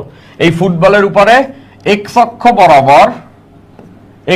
বরাবর 4 নিউটন বল দেওয়া হয়েছে, এক্স অক্ষ বরাবর 4 নিউটন বল দেওয়া হয়েছে, আর ওয়াই অক্ষ বরাবর এই দিক বরাবর মনে করো 3 নিউটন বল দেওয়া হয়েছে, এবং বলে দেওয়া হয়েছে এই ফুটবলটার ভর হচ্ছে গিয়ে 5 কেজি, ফুটবলটার ভর 5 কেজি। আমাদেরকে বের করতে বললো ফুটবলটার ত্বরণ কত, এই ফুটবলটার ত্বরণ কত, ঠিক আছে। তাহলে নিশ্চয়ই সবাই কোশ্চেন বুঝতে পারছো যে এই ফুটবলের ভর দেওয়া আছে 5 কেজি, এই ফুটবলের উপরে দুইটা কিক করছে, একটা হচ্ছে এক্স অক্ষ বরাবর, আরেকটা হচ্ছে ওয়াই অক্ষ বরাবর। এবার বলছে যে এই ফুটবলের ত্বরণ কত। তাহলে এটা বুঝতে পারতেছো যেখানে দুইটা বল কাজ করছে, এই বলটা হচ্ছে F1, এই বলটা হচ্ছে F2। তাহলে এদের লব্ধি কোন দিকে? এদের লব্ধি এই কর্ণ বরাবর, হ্যাঁ, এটা হচ্ছে লব্ধি বল। এই যে সামান্তরিক সূত্র অনুযায়ী আমরা দেখলাম লব্ধি বল। তাহলে ত্বরণ বের করার জন্য কি করতে হবে? দেখো আমরা জানি F = ma, তাহলে ত্বরণ A = F/m। তাহলে লব্ধি বলকে ভর দ্বারা ভাগ করতে হবে, সো আমাদের ভরের ভ্যালু তো দেওয়া আছে, তাহলে আমাদের F এর ভ্যালু লাগবে, তাহলে F এর ভ্যালুটা আমরা বের করি। সো আমরা এখান থেকে বুঝতে পারতেছি এদের মাঝের কোণ এইটা, এই কোণটা হচ্ছে 90 ডিগ্রি, আলফার ভ্যালু কত? 90 ডিগ্রি। তাহলে লব্ধি বল বের করার সূত্র আমরা অলরেডি এখানে দেখছি, ওইটা এখানে ইউজ করব। লব্ধি বল F = √F1² + F2² + 2 F1 F2 cos কত বলো তো? cos 90 ডিগ্রি, দেখতেই পাচ্ছ এখানে cos 90 ডিগ্রি, মাঝের কোণ কত? 90 ডিগ্রি, cos 90, হ্যাঁ। তো cos 90 = কত বলো তো? cos 90 = 0, তাহলে ওটা পড়ে যায়, ওটা পড়ে গেলে F আসে √F1² + F2², এটা থাকে। দেখো cos 90 0, সেটা পড়ে গেছে। F1 এর ভ্যালু হচ্ছে 4 আর F2 এর ভ্যালু হচ্ছে 3, তাহলে এখানে আমরা বসাই দিতে পারবো 4² + 3² এই ক্যালকুলেশনটা করলে আমরা পেয়ে যাব F এর ভ্যালু 5 নিউটন, F এর ভ্যালু হচ্ছে গিয়ে 5 নিউটন, ওকে। তাহলে আমাদের অঙ্ক কিন্তু হয়ে গেছে, আমরা এবার এখান থেকে ত্বরণটা বের করতে পারবো। দেখো F এর ভ্যালু 5 নিউটন, আর বস্তুর ভরও বলছে 5 কেজি, তাহলে 5/5 মানে 1 মিটার/সেকেন্ড² ত্বরণের একক। তাহলে কিন্তু আমরা আমাদের আনসারটা পেয়ে গেছি, অ্যাজ সিম্পল অ্যাজ দ্যাট। সবাই নিশ্চয়ই এটা বুঝতে পারছো, খুব ইজি টাইপের একটা ম্যাথমেটিক্স, ওকে, একদম ক্লিয়ার, সবার এটা বুঝে ফেলার কথা। লব্ধি বলটা বের করছি, লব্ধি বল বের করে বস্তুর ভর দ্বারা ভাগ করে দিছি, তাহলে আমরা পেয়ে গেছি ওই বস্তুর উপরে লব্ধি ত্বরণ কত কাজ করবে, ওই বস্তুর উপরে লব্ধি ত্বরণ কত কাজ করবে। 1 অনেকেই বলছে, যে নুহা বলছো, মারুফ বলছো, ফিরোজ বলছো, ভেরি গুড, এই ভেরি গুড, হ্যাঁ, যার সাথে অ্যাঙ্গেল সে নিচে single, very good, crystal clear. এই তো মুস্তাসিন বলছো, ক্রিস্টাল ক্লিয়ার, খুবই সোজা জিনিসপত্র, এবং এটা তোমাদের সবার কাছেই ক্লিয়ার হয়ে গেছে একদম। এভাবে দেখবা সোজা সোজা জিনিসপত্র শিখতে শিখতে আমরা সবকিছু শিখে ফেলছি, হ্যাঁ। তো এভাবে করে আমরা যদি কখনো বল যোগ করতে হয়, যোগ করে ফেলতে পারবো। তো কোনো কোনো কেসে দেখবা বলকে এরকম ভাগ করে ফেলতে হতে পারে, বলকে উপাংশে ভাগ করার দরকার হতে পারে, হ্যাঁ, বলকে উপাংশে ভাগ করার দরকার হতে পারে। কিরকম? অনেকটা এরকম, লেটস সে এটা এক্স, এটা ওয়াই অক্ষ, এটা এক্স অক্ষ, ধরলাম এটা এক্স অক্ষ, এটা হচ্ছে ওয়াই অক্ষ, হ্যাঁ। এইবার যেটা হলো সেটা হলো লেটস একটা বল দেওয়া আছে আমাদের কাছে, এই বরাবর একটা বল দেওয়া আছে, হ্যাঁ, এই বলটা হচ্ছে এফ, যেটা এক্স এর সঙ্গে থিটা কোণ করছে। এখন আমরা চাই এই বলটা তো দুইটা অংশ দিয়ে তৈরি হয়েছে, তাই না? দুইটা অংশ মিলে কিন্তু একটা বল হয়। একটু আগে আমরা এখানে দেখছি, দেখো এই যে দুইটা অংশ F1 F2, এই দুইটা মিলেই কিন্তু এফ বলটা হয়েছে। ঠিক সেভাবে করে এখানে নিশ্চয়ই বুঝতেছো এই এফ বলটাও দুইটা অংশ থেকে আসছে। তাহলে আমরা সেই দুটো অংশ বের করতে চাই। হ্যাঁ, তাহলে দেখো যে এফ এর এক্স বরাবর যে অংশ, এক্স বরাবর যে অংশ, এক্স বরাবর যে অংশ সেটা হচ্ছে এফ এক্স, এটা হচ্ছে এফ এক্স। হ্যাঁ, এতটুকু অংশ ছায়া যতটুকুতে পড়ে ওইটা। ঠিক তেমন করে ওই পাশ থেকেও যদি আমরা ছায়া নেই তাহলে দেখতেছ, ওই পাশ থেকেও যদি ছায়া নেই তাইলে হচ্ছে গিয়ে এতটুকু অংশ জুড়ে হচ্ছে গিয়ে এটা হচ্ছে এফ ওয়াই। হ্যাঁ, এটা এফ এক্স, এটা হচ্ছে এফ ওয়াই। এদের ভ্যালু কত হবে? ভ্যালু খুব সিম্পলি আমরা বের করতে পারবো। মনে রাখবো কোনটা যার সঙ্গে, কোনটা হচ্ছে এক্স অক্ষের সঙ্গে থিটা, তার সঙ্গে হবে কস, এখানে হবে এফ কস থিটা। যার সঙ্গে কোন তার সঙ্গে এফ কস থিটা, আর তার লম্ব দিকের সঙ্গে হবে এফ সাইন থিটা। তো দেখো এক্স এর সঙ্গে কোন, দ্যাটস ওয়াই এখানে আসছে এফ কস থিটা, এবং তার লম্ব দিকে আসছে এফ সাইন থিটা। যদি ঘটনাটা এরকম হইতো, ওকে, আচ্ছা, যদি ঘটনাটা এরকম হইতো, লেটস সে যে বলটা আছে, যে বলটা আছে এফ, যে বলটা আছে এফ, সেইটা ওয়াই অক্ষের সঙ্গে কোণ করছে থিটা। দেখো এখানে এক্স এর সঙ্গে কোণ করছিল থিটা, এবার ওয়াই এর সঙ্গে কোণ করছে থিটা। তাহলে ঘটনা কি হবে? তাহলে ঘটনাটা এরকম হবে, দেখো যার সঙ্গে কোণ তার সঙ্গে কস, তাইলে এবার ওয়াই বরাবর অংশ হবে এফ কস থিটা, যার সঙ্গে কোণ তার সঙ্গে কস, তাইলে তার লম্ব দিক এক্স বরাবর অংশ হবে হচ্ছে এফ সাইন থিটা। নিশ্চয় সবাই এটা আমরা বুঝতে পারছি। ওকে, যার সঙ্গে কোণ তার সঙ্গে কস দিব, তার লম্ব দিকে আমরা সাইন নিব। এভাবে করে চাইলে আমরা একটা বলকে ভেঙে দুইটা লম্বালম্বি টুকরো বানায় ফেলতে পারি। এটা দরকার হবে, এটা ভেক্টরের বেসিক, তাও আমরা জেনে নিলাম, এটা আমাদের দরকার হবে। আচ্ছা, তো চলো আমরা এটা যেহেতু শিখে ফেলছি, এটার উপরে ডিপেন্ডেন্ট একটা অঙ্ক সলভ করে ফেলি। ওকে, আচ্ছা, লেটস সে এইটা হচ্ছে গিয়ে একটা বল, যেই বলের মান 10 নিউটন, এটা 10 নিউটন। হ্যাঁ, এটা এক্স অক্ষ, এটা ওয়াই অক্ষ, এবং এই এক্স এর সঙ্গে কোণটা হচ্ছে 60 ডিগ্রি, এটা বলা আছে। এটা হচ্ছে এক্স অক্ষ আর এটা হচ্ছে ওয়াই অক্ষ। এখন আমাদেরকে বললো দুই অক্ষ বরাবর ত্বরণ কত, মানে হচ্ছে এক্স অক্ষ বরাবর ত্বরণ কত, মানে এই দিক বরাবর ত্বরণ কত। আবার জিজ্ঞাসা করছে ওয়াই অক্ষ বরাবর ত্বরণ কত, মানে উপর দিক বরাবর ত্বরণ কত। যেখানে আমাদের বস্তুর ভর বলে দিছে, যেই বস্তুটার উপরে বল কাজ করতেছে সেই বস্তুর ভর হচ্ছে গিয়া 2 কেজি, সেই বস্তুর ভর 2 কেজি। ওকে, আচ্ছা, তো আমাদের দরকার এক্স অক্ষ বরাবর কত ত্বরণ কাজ করবে এবং ওয়াই অক্ষ বরাবর কত ত্বরণ কাজ করবে, এই দুটো ইনফরমেশন বের করা, তাই না? আচ্ছা, তো এটা আমরা কিভাবে করতে পারবো? আমরা যেটা করতে পারবো সেটা হচ্ছে এফ কে দুইটা অংশে ভাগ করে ফেলতে পারবো। দেখো এই এফ এর এই দিক বরাবর একটা অংশ আছে যেটা হচ্ছে এফ এক্স, কত হবে? এর সঙ্গেই তো কোণ, তাহলে এখানে কত হবে, মানে 10 cos 60, এই দিক বরাবর অংশ 10 cos 60, আর এই দিক বরাবর অংশ কত হবে? এই দিক বরাবর অংশ এফ ওয়াই, যেটা হবে 10 sin 60। তাহলে দেখো 10 cos 60, cos 60 ভ্যালু কত? cos 60 value half. হ্যাঁ, cos 60 value half, that means এখানে হবে 5 নিউটন। আর sin 60 কত? √3/2, দ্যাট মিন্স 5√3 নিউটন। তাহলে আমরা এক্স অক্ষ বরাবর বল এবং ওয়াই অক্ষ বরাবর বল পেয়ে গেছি। তাহলে এক্স অক্ষ বরাবর ত্বরণ কত হবে?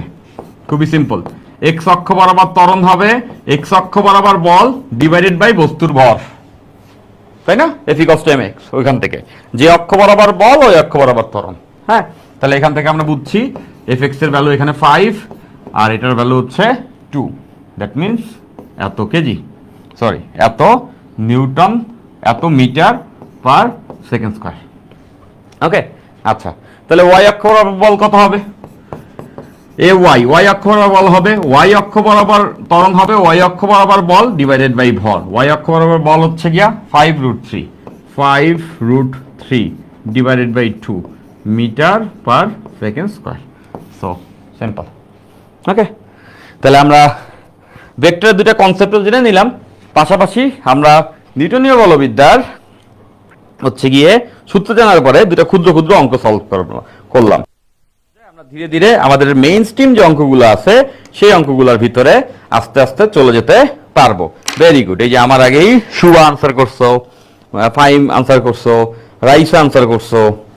Very good, very good, very good.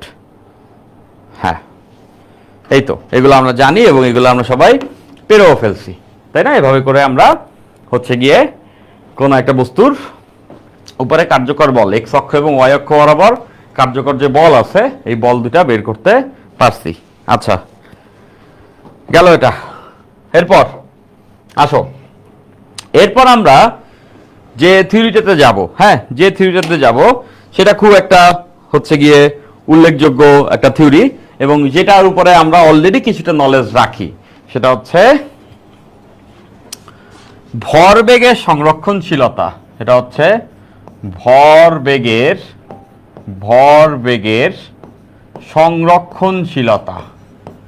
ভরবেগের সংরক্ষণশীলতা, হ্যাঁ, ভরবেগ সংরক্ষিত থাকে, ভরবেগ সংরক্ষিত থাকে। সো ভরবেগের সংরক্ষণশীলতার যে নীতিটা আছে এটা আমরা জানি, ওটাকে আরো নতুন করে জানবো এবং ওটার উপরে আমরা বিভিন্ন টাইপের অঙ্ক এখন এই পর্যায়ে এক এক করে সলভ করব। ঠিক আছে? তো কি অবস্থা তোমাদের? হোপফুলি সবার অবস্থা ভালো, তাই না? কলেজে ভর্তির একটা সময় আসছে। তো কে কোন কলেজে ভর্তি হয়েছে একটু বলতে পারো? তোমাদের সঙ্গে একটু আলোচনা করা যেতে পারে যে কে কোন কলেজে ভর্তি হয়েছ। হ্যাঁ, একটু শুনি। আচ্ছা, কলেজ নিয়ে কি চিন্তা ভাবনা চলছে তোমাদের? 26 ব্যাচ, তোমাদের মতো একটা সময় ছিল যে আমিও কলেজের জন্য অনেক টেনশিত ছিলাম। সো আমি লাকি ছিলাম, সৃষ্টিকর্তার অশেষ রহমতে আমি নর্থডাম কলেজ থেকে পড়েছি। আমি নর্থডাম কলেজে গ্রুপ 2 HSC 13 ব্যাচ। সো আমার কলেজ ভর্তির জার্নিটা খুব অ্যামেজিং ছিল। যেমন তোমাদের জায়গায় যখন আমি স্টুডেন্ট ছিলাম, আমার সব থেকে ভালো ব্যাপার যেটা ছিল সেটা হচ্ছে গিয়ে আমি কলেজ নিয়ে কোনো এক্সপেকটেশনই রাখতাম না।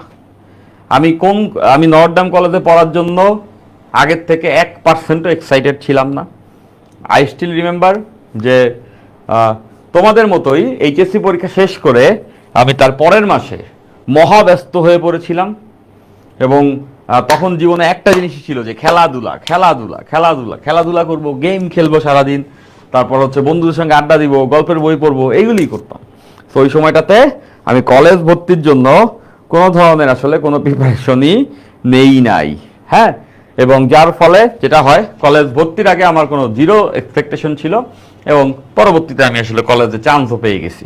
তো আমার কাছে মাঝে মধ্যে এরকম মনে হয় যে বেশি এক্সপেকটেশন থাকলে আসলে সমস্যা, তাই না? একটু কম এক্সপেকটেশন থাকলে লাইফে সব কিছু সুন্দর। তো স্টোরিটা এরকম যে আমি নর্থডাম কলেজে চান্স পেয়ে তারপর কলেজের সহায়তায় নিজের পরিশ্রমের মাধ্যমে বুয়েটে চান্স পাই। আমারই ফ্রেন্ড, স্কুলের ফ্রেন্ড, এমন কোনো ইউনিক গল্প না, এই গল্প জনে জনে ঘুরে। আমার স্কুল ফ্রেন্ড আমার সঙ্গেই পরীক্ষা দিছে, নর্থডাম কলেজে চান্স পায় নাই, না পায় কি করছে, এলাকার স্থানীয় কলেজে ভর্তি হয়েছে, যেখানে কোনোদিন ক্লাস হয় না, যেখানে মাসে কোনোদিন ক্লাস হয় না, কখনোই কলেজে যেতে হয় না, শুধুমাত্র পরীক্ষার আগের দিন গেলেই চলে বা পরীক্ষায় গেলেই চলে। হ্যাঁ, তো ওইখানেও ভর্তি হয়েছে। ওখানে ভর্তি হয়ে বিভিন্ন স্যারদের কাছে পড়ছে, আমাদের সঙ্গে যোগাযোগ ছিল, যোগাযোগ রাখতো যে আচ্ছা তোরা কি পড়তেছস, ও ওখানে কি পড়ছে এটা দেখছে, তখন তো অনলাইন ছিল না, এবং সেও আসলে পড়ালেখা করে আমার সঙ্গেই বইটা পড়ালেখা করছে, তাই না? তো স্টোরি ইজ সিম্পল। সেটা হচ্ছে যে যে কলেজে চান্স পাইছো অথবা না পাইছো ডাজন্ট ম্যাটার, তুমি যদি পরিশ্রম করো সেক্ষেত্রে তোমাদের আলটিমেট গন্তব্য একই জায়গায় হবে। হ্যাঁ, সো মনোবলটা ধরে রাখতে হবে। কলেজ খুব বড় রোল প্লেয়ার আমি বলবো না, ইন্টারমিডিয়েটে সবথেকে বড় রোল প্লেয়ার হচ্ছে তুমি নিজে। তুমি যদি পরিশ্রম করতে পারো সেক্ষেত্রে সফল তুমি হবেই। ঠিক আছে? ওকে, ফাইন। সো কেউ যদি তোমার কাঙ্ক্ষিত কলেজে চান্স না পেয়ে থাকো, মন ভাঙবে না, আর যারা চান্স পেয়েছে তারা লাকি, তাই জন্য একটু বেশি এক্সট্রা সুবিধা হবে। আচ্ছা, এবার আসো ভরবেগের সংরক্ষণশীলতা। হ্যাঁ, ভরবেগের সংরক্ষণশীলতা। ফাইন, তার মানে ভরবেগ সবসময় সংরক্ষিত থাকে, ভরবেগ সবসময় সংরক্ষিত থাকে। মানে কি? মানে হচ্ছে আদি ভরবেগের যোগফল, এই সামেশন দ্বারা বোঝা যাচ্ছে আদি ভরবেগ, আদি ভরবেগ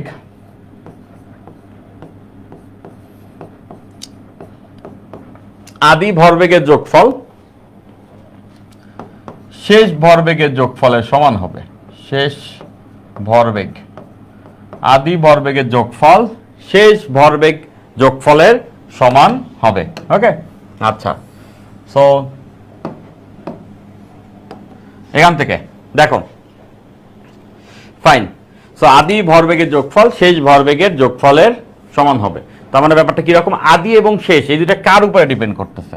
আদি এবং শেষ মানে আগে বলতে কি বোঝায় আর পরে বলতে কি বোঝায়? মনে রাখবা, ধাক্কা লাগার আগে, ধাক্কা লাগার পরে। ধাক্কা মানে বল, হ্যাঁ, এই একটা ধাক্কা লাগে যখন দুইটা বস্তুর মাঝে ধাক্কা লাগে। লেটস সে এই যে দুইটা বস্তু, এটা একটা বস্তু, এটা একটা বস্তু, এদের মাঝে ধাক্কা লাগলো, হ্যাঁ, এদের মাঝে একটা কলিশন হইল। ধাক্কা লাগলো মানে কি? ধাক্কা লাগলো মানে এদের মাঝে একটা বল কার্যকর হয়েছে। ওকে, তো এই বল কার্যকর হওয়ার আগে এবং পরে, ওকে, এই ধাক্কাটা লাগার আগে এদের যত ভরবেগের যোগফল ছিল সেটাকে আমরা বলি এম ইউ, আদি বেগকে আমরা ইউ বলি। তার মানে বুঝতেছ, আদি ভরবেগের যোগফল ইকুয়ালস টু হবে শেষ ভরবেগ এম ভি, ভি হচ্ছে শেষ ভরবেগ, ভি হচ্ছে শেষ বেগ। ওকে, তাহলে আদিতে যত ভরবেগ আছে তাদের যোগফল এবং শেষে যত ভরবেগ আছে তাদের যোগফল হচ্ছে গিয়ে সমান হবে। এটা আমরা সবাই জানি। এই সূত্রটাকে আমরা ছোটবেলায় 9, 10 এভাবে করে শিখছি যে m1 u1 plus m2 u2 equals m1 v1 plus m2 v2। আমরা ছোটবেলায় এই সূত্রটাকে এইভাবে করে শিখছিলাম, তাই না? তো এখানেও তাই আছে, আদিতে বস্তুর ভরবেগের যোগফল শেষ ভরবেগের যোগফলের সমান হবে। তো এই পর্যায়ে আমরা ধীরে ধীরে সকল টাইপের ভরবেগের অঙ্ক দেখতে শুরু করব। একদম সকল টাইপের অঙ্কই আমরা এখানে দেখে ফেলবো, ঠিক আছে? তাহলে চলো এক এক করে শুরু করি। প্রথমে যে অঙ্কটা দিয়ে আমরা শুরু করব সেটা হচ্ছে খুবই সোজা একটা অঙ্ক, খুবই সোজা একটা অঙ্ক। লেটসে একটা নৌকা আছে, হ্যাঁ, লেটসে এখানে একটা নৌকা আছে, এটা একটা নৌকা, হ্যাঁ, এইটা একটা নৌকা আছে। ওকে, আচ্ছা, সো এই যে নৌকাটা আছে, এই যে নৌকাটা আছে, এই নৌকার ভর, এই নৌকার ভর 100 কেজি। দেখো, আমি একদম ইজি অঙ্ক করব, কঠিন অঙ্ক আমরা করব, হ্যাঁ, একদম ইজি অঙ্কও করব, কঠিন অঙ্কও করব, সবকিছু করব। ফাইন, একটা নৌকা আছে, নৌকাটার ভর 100 কেজি। এখন নৌকার দুই পাশে দুইজন আছে, এখানে একজন আছে, এখানে একজন আছে, দুই বালক, তোমাদের মতো দুইজন বালক এখানে দুই পাশে আছে। একটা একটু মোটা আর একটা হচ্ছে গিয়ে চিকন, হ্যাঁ, আমার মতো চিকন।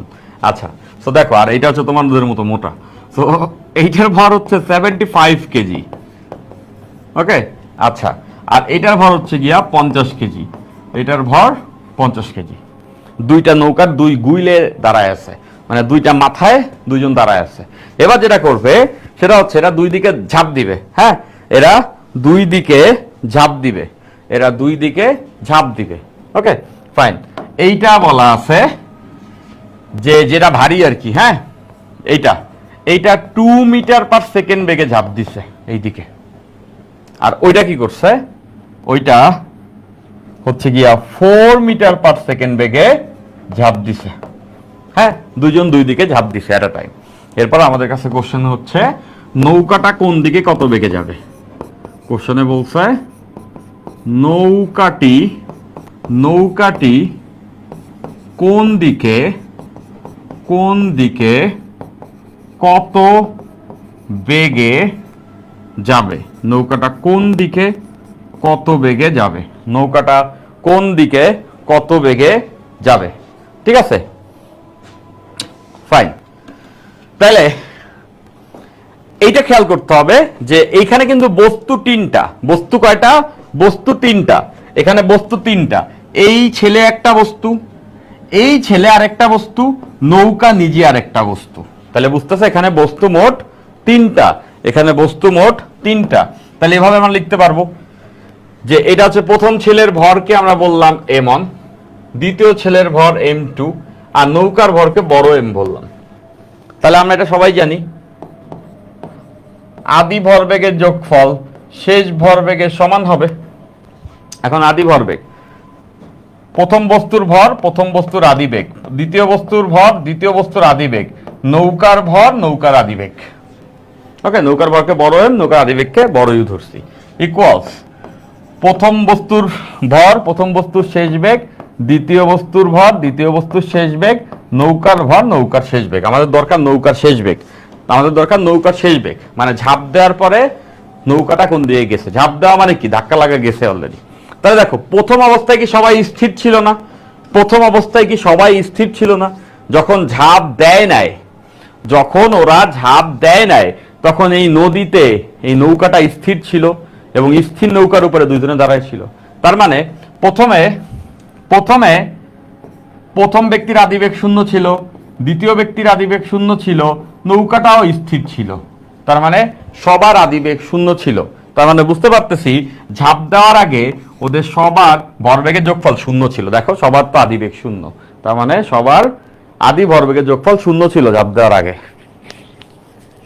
এবার যেটা হয়েছে সেটা হচ্ছে ওরা ঝাঁপ দিছে, ঝাঁপ দেওয়ার পরে দেখো আমি এই দিকটাকে ধরলাম প্লাস, হ্যাঁ এই দিকটা প্লাস, তাহলে কি এই দিকটা মাইনাস।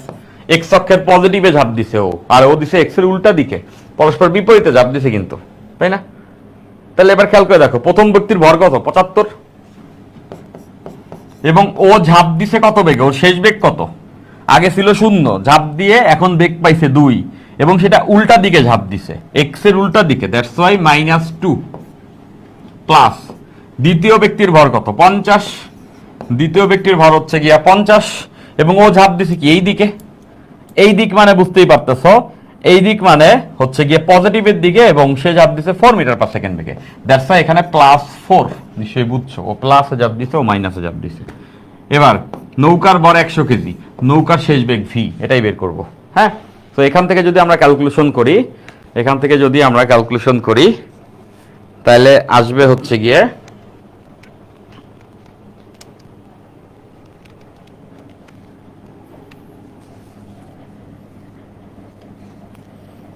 আচ্ছা, আমাদের আনসার আসবে v ইকুয়ালস টু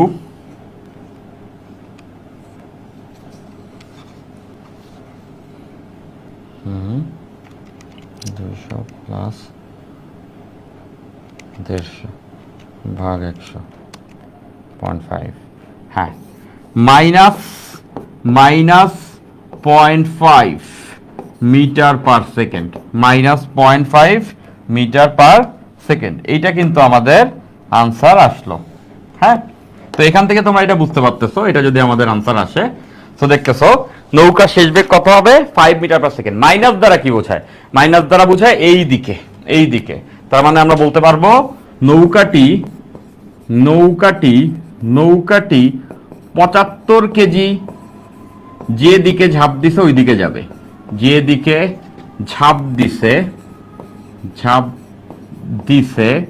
ওই দিকে যাবে, ওই দিকে যাবে। 75 কেজি যেদিকে ঝাঁপ দিছে মাইনাসের দিকে, নৌকাটা ওই দিকেই যাবে, এবং নৌকাটার বেগ হবে 0.5 মিটার পার সেকেন্ড। ডেফিনেটলি সবাই এটা আমরা বুঝে ফেলছি, খুবই সোজা অঙ্ক, তাই না? এই যে আমার আগেই অনেকে করে বসে আছো, একদম সহজ অঙ্ক, আমার আগেই সবাই এটা করে বসে আছো। ওকে, ফাইন, ওকে, তাহলে এটা নিশ্চয়ই সবাই আমরা বুঝে ফেলছি। ক্লিয়ার, ডান। তো এটা তো সোজা অঙ্ক, এটা তো আমরা পারলাম। তাহলে চলো এইবার আমরা আরেকটা অঙ্ক করি। এই অঙ্কে যেটা বলা আছে সেটা হচ্ছে এটা এরকম, মনে করো এটা তুমি, হ্যাঁ এটা তুমি, হ্যাঁ মনে করো যে এটা তুমি, তো তুমি স্কেট বোর্ড লাগায় চলতেছো, এটা একটা স্কেট বোর্ড, তোমার পায়ে স্কেটিং বোর্ড, ওই যে স্কেটিং যে আছে না বোর্ড বা হচ্ছে জুতা, ওইটা পরে আছে। হ্যাঁ, এবং তুমি মোটা, এবং তোমার ভর হচ্ছে গিয়ে 75 কেজি, মোটু। আচ্ছা, তো 75 কেজি হচ্ছে বর। এখন তুমি এই স্কেটবোর্ডে করে সামনের দিকে আগাচ্ছ, এই স্কেটবোর্ডে করে তুমি সামনের দিকে আগাচ্ছ, লেটস সে তুমি সামনের দিকে হচ্ছে 4 মিটার পার সেকেন্ড বেগে, 4 মিটার পার সেকেন্ড বেগে সামনে আগাচ্ছ। এখন যে কাজটা করা হইলো সেটা হইলো যে তোমার কাছে একটা বল ছুড়ে দেওয়া হইলো, তোমার দিকে একটা বল ছুড়ে দেওয়া হইলো, যে বলটা ছোড়া হয়েছে বলটার ভর 2 কেজি। হ্যাঁ, বলটাকে তোমার দিকে ছুড়ে দেওয়া হয়েছে এবং বলটাকে ছুড়া হয়েছে 10 মিটার পার সেকেন্ড বেগে, 10 মিটার পার সেকেন্ড বেগে তোমার দিকে ছোড়া হয়েছে। এখন তোমার দিকে বলটা আসলে তুমি সেই বলটাকে ক্যাচ করছো, তুমি সেই বলটাকে ক্যাচ ধরছো। সো কোশ্চেনটা হচ্ছে ক্যাচ একদম সোজা থেকে উঠতেছে, আমি কিন্তু জিরো থেকে উঠতেছি। অঙ্ক তোমার প্রথমে অনেকের মনে হয় ভাই এই অঙ্ক সোজা, হ্যাঁ অঙ্ক সোজা তো কি হয়েছে, আমি তো সোজা থেকেই আস্তে আস্তে করে সবথেকে কঠিন অঙ্ক পর্যন্ত যাবো। হ্যাঁ, একদম সব থেকে কঠিনতম অঙ্কটাও আমি তোমাদেরকে করাবো, ঠিক আছে। বাট যদি আমি কঠিন অঙ্কটাই খালি করাইতাম তাহলে অনেকে বলতো ভাই আমি তো বুঝি নাই, সেই জন্য সোজাগুলো থেকে আস্তে আস্তে উঠতে হয়ে যাতে করে A to Z হয় আর কি। হ্যাঁ, আচ্ছা ফাইন। তো এখানে বলছে ক্যাচ ধরার পর, ক্যাচ ধরার পরে তোমার বেগ কত, তোমার বেগ কত, ক্যাচ ধরার পরে তোমার বেগ কত হবে, ক্যাচটা ধরার পরে তোমার বেগ কত হবে সেটা তোমাকে আমাদেরকে নির্ণয় করতে হবে। খুব সিম্পল, দেখো। ওকে, আচ্ছা ফাইন। তাহলে দেখো এই যে প্রথম জনের, হ্যাঁ আমরা এভাবে করে চিন্তা করতে পারি যে এটা পজিটিভ আর এটা নেগেটিভ। দেখো এটা প্লাসে যাচ্ছে, এক্স অক্ষের প্লাসের দিকে যাচ্ছে, এটা হচ্ছে মাইনাসের দিকে যাচ্ছে। দেখো এটা এক্স এর মাইনাসে যাচ্ছে, এটা এক্স এর প্লাসে যাচ্ছে। তাহলে ভরবেগের সংরক্ষণশীলতা যে আমরা জানি m1 u1 plus m2 u2 equals m1 v1 plus m2 v2। ওকে, আচ্ছা তাহলে এবার এটা দেখো, এটা যাচ্ছে প্লাসে, তাহলে প্রথম বস্তু যার ভর 2 কেজি এবং এটা যাচ্ছিল প্লাসে, প্লাস 10। পরের বস্তু এটার ভর কত, 75, এবং এটা যাচ্ছে কোন দিকে, উল্টা দিকে, দ্যাটস ওয়াই -4। এবার তোমরা এটা বুঝতেছো ক্যাচ ধরার পরে কি তুমি আর বল মিলে গেছো না, ক্যাচ ধরার পরে তুমি আর ওই বলটা কি মিলে গেছো, ক্যাচ ধরার পরে তুমি আর ওই বলটা মিলে গেছো, মানে মিলিত বস্তু হয়ে গেছো। মিলিত বস্তু হলে কি হয়, m1 plus m2 into v, দুইজনেরই একটা বেগ হবে না। ক্যাচ ধরার পরে দুইজনে মিলে গেছো, ক্যাচ ধরার পরে বলটা তোমার সঙ্গে মিলে গেছে, দ্যাটস ওয়াই মিলিত বস্তু হয়ে গেছে। তাহলে এখান থেকে 20, এখান থেকে হচ্ছে -300, আর এখানে দুজনের ভর, একজনের ভর হচ্ছে 2 কেজি, একজনের ভর 75 কেজি ইন্টু ভি। তাহলে আমরা মিলিত বস্তুর যে বেগ, ক্যাচ ধরার পরে তোমার বেগটা কি হবে, মিলিত বস্তুর বেগই তো হবে। ক্যাচ ধরার পরে তোমার বেগটা হবে মিলিত বস্তুর বেগ, 20 - 300 ভাগ 77, যেটা আসবে minus 3.63 metre per second, -3.63 metre per second. So এটাই হচ্ছে কি আমাদের এই অঙ্কের আনসার। ওকে, সিম্পল। মাইনাস কেন আসছে দেখো, তুমি এই 4 মিটার পার সেকেন্ড বেগে এইদিকে যাচ্ছিলা, এখনো তুমি এই দিকেই যাবা, এটা তো মাইনাসের দিক, দ্যাটস ওয়াই। এবং তোমার বেগ কিছুটা কমছে, খেয়াল করে দেখো, আগে ছিল 4 মিটার পার সেকেন্ড, এখন 3.63 মিটার পার সেকেন্ড, মানে কিছুটা তোমার বেগটা কমছে। কেন কমছে, খুব সিম্পল, এই বলটা যখন ধরছো, বল দিয়ে তোমার একটা ধাক্কা দিচ্ছে, ধাক্কা খেয়ে তোমার বেগটা একটু স্লো হয়ে গেছে, এরপর তুমি চলতেছো। ঠিক আছে, সবাই এটা বুঝছি, এটা বুঝি নাই এমন কেউ নাই, ডেফিনেটলি এটা সবাই আমরা বুঝে ফেলছি। খুব সোজা জিনিসপত্র, সবারই বুঝে ফেলার কথা। ওকে ওকে, এই যে নুহা আনসার দিচ্ছে, নুহা ভেরি গুড, সবকিছু আনসার সুন্দর। সঞ্জিদা, নুহা, মহাইমিন, আমিন, তারপরে সুবা, এরা সবাই আনসার করেছো, তাই না?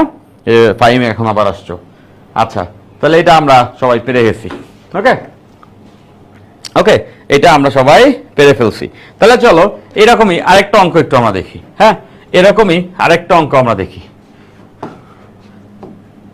মনে করো একটা বাঘ, হ্যাঁ এটা একটা বাঘ, সুন্দর না বাঘটা, একদম কিউট একটা বাঘ, তাই একটা লেজ দিয়ে দিই, আর একটা ইঁদুরের মতো দেখতে হয়ে গেছে বাঘটা, যাই করে এবার।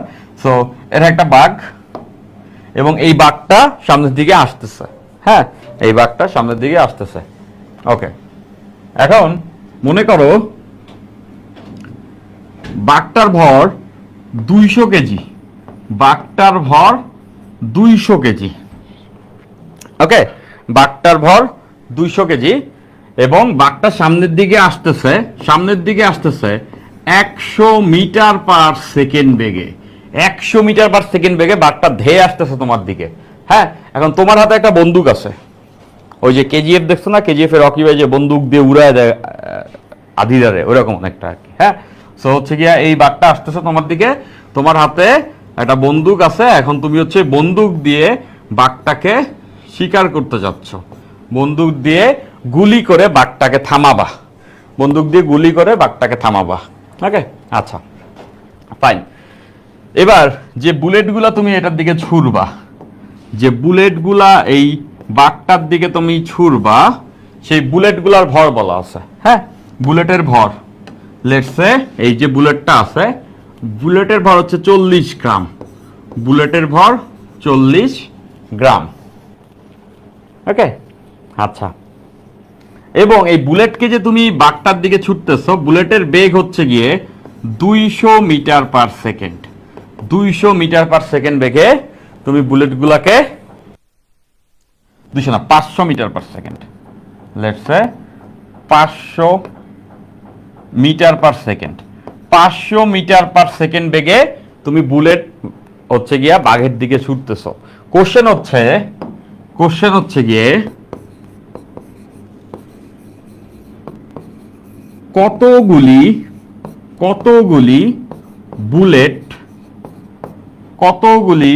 বুলেট নিক্ষেপ করলে বাঘটি থেমে যাবে, বাঘটি স্থির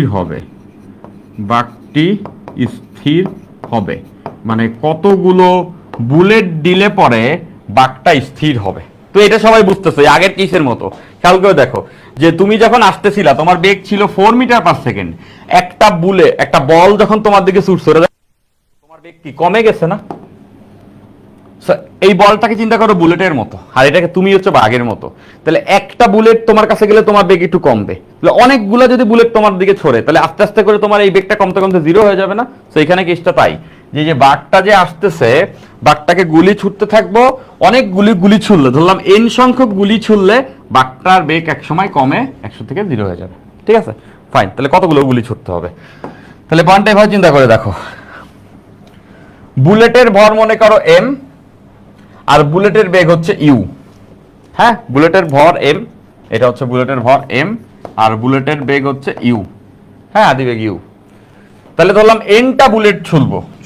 হ্যাঁ, তাহলে nটা বুলেট ছুড়লে nটা বুলেটের মোট ভরবেগ কত হবে? একটা বুলেটের ভরবেগ m ইন্টু u, তাহলে nটা বুলেটের ভরবেগ n ইন্টু mu। এবং বাঘ কি বুলেটের উল্টা দিকে যাচ্ছে, আমরা ধরলাম বাঘের ভর m আর বাঘের বেগ v, তাহলে বাঘ যাচ্ছে বুলেটের উল্টা দিকে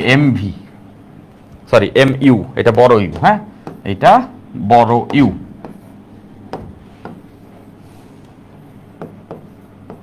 ওকে, তাহলে খেয়াল করে দেখো, বুলেট যে ছুটতেছি, বুলেটের হচ্ছে mu, আর বুলেট মোট কটা ছুটছি আমরা ধরে নিলাম nটা বুলেট ছুটছি, that's why n into mu। আর বাঘের পর m, বাঘের আদিবেগ u, এটা মাইনাস, কারণ দেখো বুলেটের উল্টা দিকে কিন্তু বাঘ।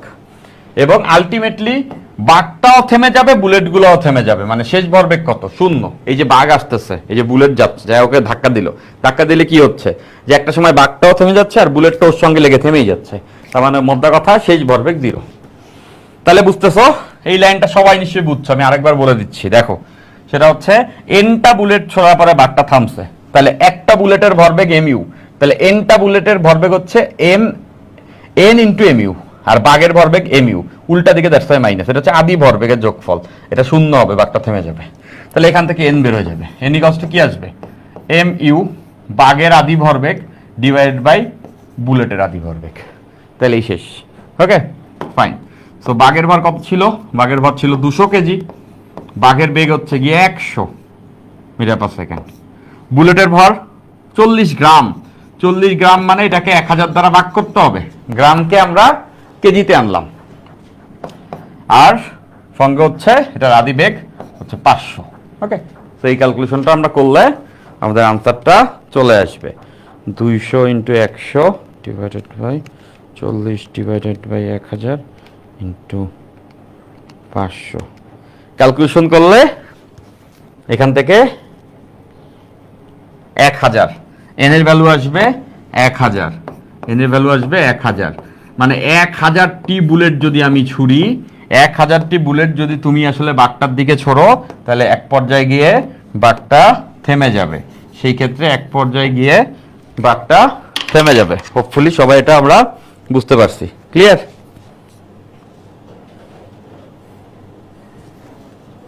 এক 1000, গুড, ভেরি গুড। এই যে আমার আগেই অনেকে এটার আনসার করে ফেলছি যে 1000, তাই না? 1000, fine, very good, very good, clear. সবাই এটা আমরা বুঝে ফেললাম। তাহলে চলো তো আরেকটা সুন্দর অঙ্ক আমরা দেখে ফেলি। এই যে আরেকটু পরে ক্লাস শেষ। প্রথম দিনে দেখছো এই আমি তোমাদের সঙ্গে এই গল্প করতে করতে কোথা দিয়ে আমাদের 1 ঘন্টা 15 মিনিট সময় চলে গেছে কিন্তু, তাই না? আমরা অল্প কিছু জিনিসপত্র শিখছি, এভাবে করে প্রত্যেকদিন আমি ক্লাস নিব। আর অল্প একটু দেখো, আর কিছুটা, হ্যাঁ, আর কিছুটা হইলেই এই চ্যাপ্টার শেষ। হ্যাঁ, আচ্ছা, তো দেখো এই অঙ্কটা সুন্দর। সেটা হচ্ছে একটা গ্রাফ দেওয়া আছে, একটা গ্রাফ দেওয়া আছে, এটা এফ, এটা হচ্ছে বল। হ্যাঁ, বল আছে নিউটনে, আর এটা হচ্ছে টি মানে সময়, এটা হচ্ছে সেকেন্ড। হ্যাঁ, সময়টা দেওয়া আছে সেকেন্ডে। সো লেটস সে বল বনাম সময়ের গ্রাফ। এটা কার গ্রাফ? বল বনাম সময়, বল বনাম সময়ের গ্রাফ, বল বনাম সময়ের একটা গ্রাফ আমরা এখন দেখতে যাচ্ছি। ফাইন, তাহলে এই গ্রাফটা এরকম।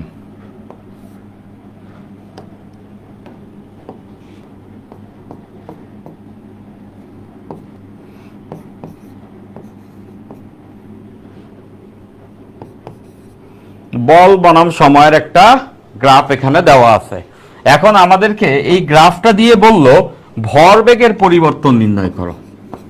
বলল ভরবেগের পরিবর্তন নির্ণয় করো।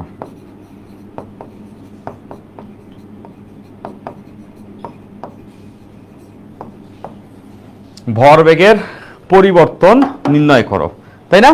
তো দেখো খুব ইজি কনসেপ্টের একটা অঙ্ক, কিন্তু হঠাৎ করে কিন্তু আমাদের দেখলে এইটা একটু ক্রিটিক্যাল মনে হতে পারে। খুবই ইজি কনসেপ্টের অঙ্ক, কিন্তু হঠাৎ করে ভাইয়া এই ক্লাসটা কি রেকর্ডেড থাকবে? এটা বলছে সুখ পাখি, নাইস নেম, সুখ পাখি। হ্যাঁ, থাকবে। আচ্ছা, ওকে, আচ্ছা, তো দেখো এখন আমাদের বের করতে হবে ভরবেগের পরিবর্তন। হ্যাঁ, ভরবেগের পরিবর্তনটা আমাদেরকে নির্ণয় করতে হবে। এখন দেখো এটা কিভাবে আমরা করতে পারবো। এইটা আমরা সবাই দেখছিলাম, আজকের ক্লাসেই দেখছি, F = mv - mu divided by T. বল হচ্ছে ভরবেগ পরিবর্তনের হারের সমান। এটা আমরা দেখেছি নিউটনের দ্বিতীয় সূত্রের প্রমাণে। নিউটনের যে দ্বিতীয় সূত্রটা আমরা প্রমাণ করলাম, নিউটনের দ্বিতীয় সূত্র যখন আমরা প্রমাণ করলাম তখন আমরা এই সূত্রটা দেখছি। দেখো mv - u/t = f, এই যে, তাই না? তাহলে এখান থেকে তো আমরা এটা বুঝতে পারতেছি যে এখান থেকে আমরা এটা লিখতে পারবো। দেখো টি কে যদি এই পাশে গুণ করায় আনি, ft = mv - mu, ft = mv - mu। তাহলে দেখো তো সুন্দর একটা জিনিস না? এই যে mv mu, এটা কি ভরবেগের পরিবর্তন না? এটাই কি ডেল পি না? ভরবেগের পরিবর্তন। দেখো শেষ ভরবেগ থেকে আদি ভরবেগ বিয়োগ। তার মানে আমরা বুঝলাম ভরবেগের পরিবর্তন হচ্ছে বল ইন্টু সময়ের গুণফল। ভরবেগের পরিবর্তন হচ্ছে বল ইন্টু সময়ের গুণফল। ভরবেগের পরিবর্তন মানেই বল ইন্টু সময়ের গুণফল। এই কথার মানে কি জানো? যে কোনো দুটা রাশির গুণফল দ্বারা বোঝায় এফ বনাম টি এর আবদ্ধ ক্ষেত্রফল।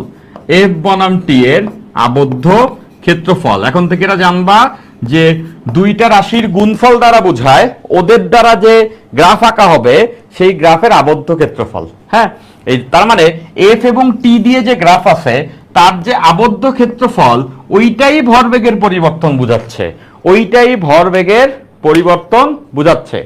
Okay fine. তাহলে দেখো এখানে ভরবেগের পরিবর্তন বের করতে হবে, যেটাকে আমরা ডেল পি বলতে পারি। হ্যাঁ, সেটা ইকুয়াল টু কি হওয়া উচিত?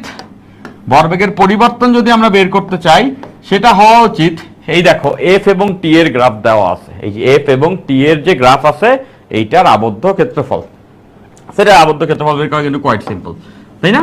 খুব সহজে আমরা বের করতে পারবো।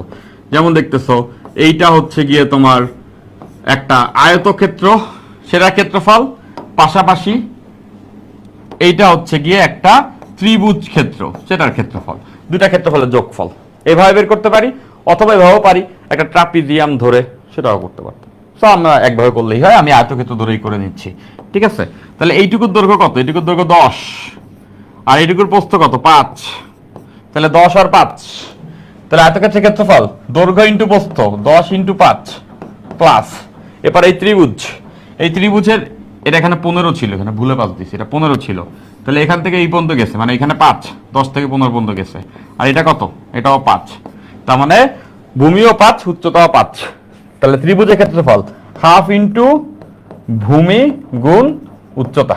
Okay fine. তাহলে এখান থেকে আসবে 50 প্লাস 12.5, দ্যাট মিন্স ভরবেগের পরিবর্তন 62.5, ভরবেগের একক কেজি মিটার পার সেকেন্ড, এটাই হবে ভরবেগের পরিবর্তন। সুন্দর না? তাহলে এই টাইপের গ্রাফ যদি আমাদের থাকে, তাহলে এখন থেকে আমরা সবাই গ্রাফ দেখে ভরবেগের পরিবর্তনের হারটা বের করতে পারবো। ডেফিনেটলি এখন থেকে আমরা গ্রাফ দেখে ভরবেগের যে পরিবর্তনের হার বের করতে পারবো। যে ফাইন মুনতাসি আনসার করছো, সঞ্জিত আনসার করছো, okay fine. P equals to FT, G very good, very good. এই যে তোমরা এগুলা পেরে ফেলতেছো, তাই না? আচ্ছা, ট্রাপিজিয়াম দিয়ে করিয়ে দিয়েন ভাইয়া, এটা রয় বলছো। ট্রাপিজিয়াম দিয়ে করলে একই রকম। দেখো ভাইয়া, আমি যদি ট্রাপিজিয়াম দিয়ে করতাম একই আনসার আসতো। ট্রাপিজিয়াম দিয়ে করলে কি হবে? ট্রাপিজিয়াম দিয়ে করলে সূত্র হচ্ছে হাফ ইন্টু সমান্তরাল বাহুদ্বয়ের যোগফল। সমান্তরাল বাহু কোনটা? এইটা আর পুরো এইটা। তাহলে এইটা কত? 10, এটা 10 প্লাস, আর এই পুরো এটা হচ্ছে 15। সমান্তরাল বাহুদ্বয়ের যোগফল ইন্টু সমান্তরাল বাহুদ্বয়ের মধ্যবর্তী ব্যবধান, যেটা 5, এখানে 5। হাফ ইন্টু সমান্তরাল বাহুদ্বয়ের যোগফল ইন্টু তাদের মধ্যবর্তী ব্যবধান। এখান থেকেও করলে 62.5 KG metre per second. Hopefully সবাই আমরা এই অঙ্কটাও বুঝে ফেলছি। এই পর্যায়ে চলো, এতটুকু আমরা বুঝলাম। ভরবেগ কি শেষ? না, আমি এর উপরে যে 5টা ক্লাস নেব, আরো অনেক ক্লাস, আজকে পুরো শুরুর ক্লাস। তোমরা খুবই ভালো অডিয়েন্স, তোমরা খুব মনোযোগ সহকারে আমার সঙ্গে সঙ্গে আগাচ্ছ। আমি প্রথম দিনে চাই না খুব বেশি কষ্ট দিতে, এভাবে করেই আমরা পড়তে পড়তে অনেকটা দূরে যাব। এবার আসো একটা বাড়ির কাজ তোমাদেরকে দেই। এই বাড়ির কাজটা যারা যারা পারবা, হ্যাঁ যারা যারা পারবা, তারা মেধাবী স্টুডেন্ট, এখনই পারলে বুয়েটিয়ান হয়ে গেছো, হ্যাঁ। তো তারা যেটা করবা, এই অঙ্কটা করে আমাকে আপলোড দিয়ে, নিয়াজ মোর্শেদ ফয়সাল আমার নাম, ফেসবুক আইডি নিয়াজ মোর্শেদ ফয়সাল, আমাকে মেনশন দিবা যে ভাই দেখেন তো হইছে কিনা। যে হইছে তারা আমি কমেন্ট ব্যাক করবা, যার যার হবে তারা সেরা সেরা সেরা। দেখি তো তোমরা কে কে এটা করতে পারো। সো আমি অঙ্কের স্টেটমেন্টটা বলতেছি, হ্যাঁ ওকে, সবাই স্টেটমেন্টটা লিখে নিতে পারো। 25 গ্রাম ভরের গুটি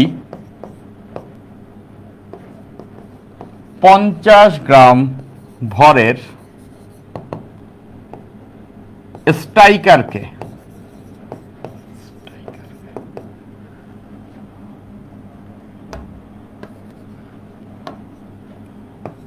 অন্য 50 গ্রাম ভরের অন্য ক্যারামের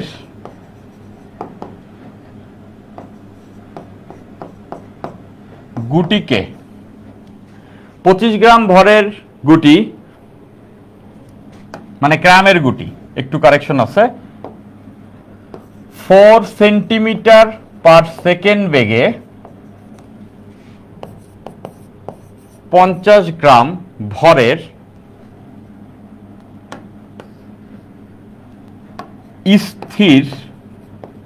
স্থির ক্যারামের গুটিকে আঘাত করে ক্রিয়া রেখা হতে 60 ডিগ্রি কোণে 2 সেন্টিমিটার পার সেকেন্ড বেগে ছিটকে গেল। কাহিনী কি হচ্ছে সবাই নিশ্চয়ই বুঝছো, এটা ক্রাম বোর্ড খেলা হচ্ছে। সেখানে 25 গ্রাম ভরের একটা গুটি 4 সেন্টিমিটার পার সেকেন্ড বেগে 50 গ্রাম ভরের একটা স্থির ক্রামের গুটিকে আঘাত করছে। আঘাত করে সে ছিটকায় গেছে, আঘাত করে ও চলে গেছে ছিটকায়। আঘাত করে ক্রিয়া রেখা হতে 60 ডিগ্রি কোণে 2 সেন্টিমিটার পার সেকেন্ড বেগে ছিটকে গেল। অন্য গুটিটি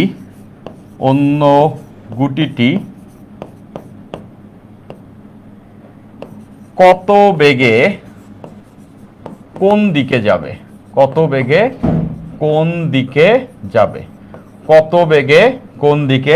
যাবে? আমার নেক্সট ক্লাসেই আসলে এই অঙ্কটা দিয়ে ক্লাসটা শুরু করব। হ্যাঁ, এটা একটা মোটামুটি অ্যাডভান্স ম্যাথ এবং আমরা ভরবেগের সংরক্ষণশীলতা আরো অনেক অঙ্ক দেখব, বাট এরপরের ক্লাসে আমরা এটা সলভ করব। কিন্তু সবাইকে রিকোয়েস্ট করব, এইটা আজকের দিনে আমি হোম টাস্ক দিয়ে দিচ্ছি। তোমরা দেখতেছো আমার ফ্রিতেই তোমাদেরকে নিউটনীয় বলবিদ্যা পড়াই দিচ্ছি, তার মধ্যে আবার বাড়ির কাজও দিচ্ছি, তাই না? সেটা সবাই করে ফেলবো। আজকে হচ্ছে তোমার বৃহস্পতিবার, আমাদের নেক্সট ক্লাস রবিবার। আমাদের ক্লাস কবে? রবি মঙ্গল বৃহস্পতি বিকাল 4টায়। প্রথম 5টি ক্লাস আমি নিব, সেটা প্রথম ক্লাস, আরো 4টি ক্লাস আমি এটার উপরে নিব। তো দ্বিতীয় যে ক্লাসটা আছে আমাদের রবিবার, নেক্সট রবিবার, ওই দিনকে আমরা এই অঙ্কটা সলভ করেই কিন্তু ক্লাসটা শুরু করব। ইন বিটুইন তোমরা যেটা করবা, আমি জানি অনেকে এটা পারবা, যারা এটা পারো না তারা হচ্ছে আমার করানো বিভিন্ন ক্লাসে তুমি দেখবে এই অঙ্ক করানো আছে, বা অন্য যে কোনো জায়গাতে দেখতে পারো, বা নিজের বুদ্ধি খাটাও এটা সলভ করতে পারো। সো এটা সলভ করার পরে সুন্দর মতো ছবি তুলবা, ছবি তুলে হচ্ছে গ্রুপে একটা পোস্ট করবা, আমাকে নিয়াজ মুর্শেদ ফয়সাল আমার নামে হচ্ছে গিয়া মেনশন করবা, ভাই দেখেন তো হয়েছে কিনা, ঠিক আছে? আমি দেখে দিয়ে দিব, যদি হয়ে থাকে তাহলে ভেরি গুড। হ্যাঁ, ভুল হইলে হোক, তারপরেও সবাই করবা। আমি ধরে নিচ্ছি তোমরা সবাই ফার্স্ট ইয়ার স্টুডেন্ট, কেবল শুরু করতেছো, অনেক কিছু ভুল হবে স্বাভাবিক। তোমাদের জায়গায় থাকলে আমি এসব অঙ্ক ভুলই করতাম, তারপরেও আমি এটা করার কাজে থাকতাম, যাতে করে হচ্ছে গিয়া আমরা ভালো মতো শিখতে পারি। আচ্ছা, 5 মুস্তাসিফ বলছো ক্লাস রেটিং 5। ও থ্যাংক ইউ, মাই প্লেজার। এবং তোমরা ভেরি গুড। ওকে ভাই, পারবো অলরেডি বলছো, রাখো, ফাইন। তো তোমরা যে কয়জন স্টুডেন্ট, আমার জন্য নাম্বার অফ স্টুডেন্ট ম্যাটার করে না, তোমরা যে কয়জন স্টুডেন্ট এই ক্লাসটি করেছো তাদেরকে সবাইকে অশেষ ধন্যবাদ। এভাবে করে প্রত্যেকদিন ক্লাসে থাকবা। দেখবা আজকের ক্লাসে আমি আসলে পড়াইছি, কথা কম বলছি। তো আজকে তো প্রথম ক্লাস, আজকে সবকিছু তোমরা বুঝতে পারছো, মোটামুটি পড়ছি। দ্বিতীয় ক্লাস আমরা আরো ছড়ায় যাবো আস্তে আস্তে। এই চ্যাপ্টার শেষ হলে আমরা নিজেদেরকে নিউটনের মতো ফিল করতে শুরু করবো ইনশাআল্লাহ। ঠিক আছে, আল্লাহ হাফেজ। সবাই নামাজটা পড়ে নিও, আসলে নামাজে রক্ত হয়েছে। ইউ গাইজ আর very good guys, wish you all the best. দেখা হচ্ছে আবার রবিবার দিন। So far, take care. Love you. Bye. Allah Hafiz. Bye.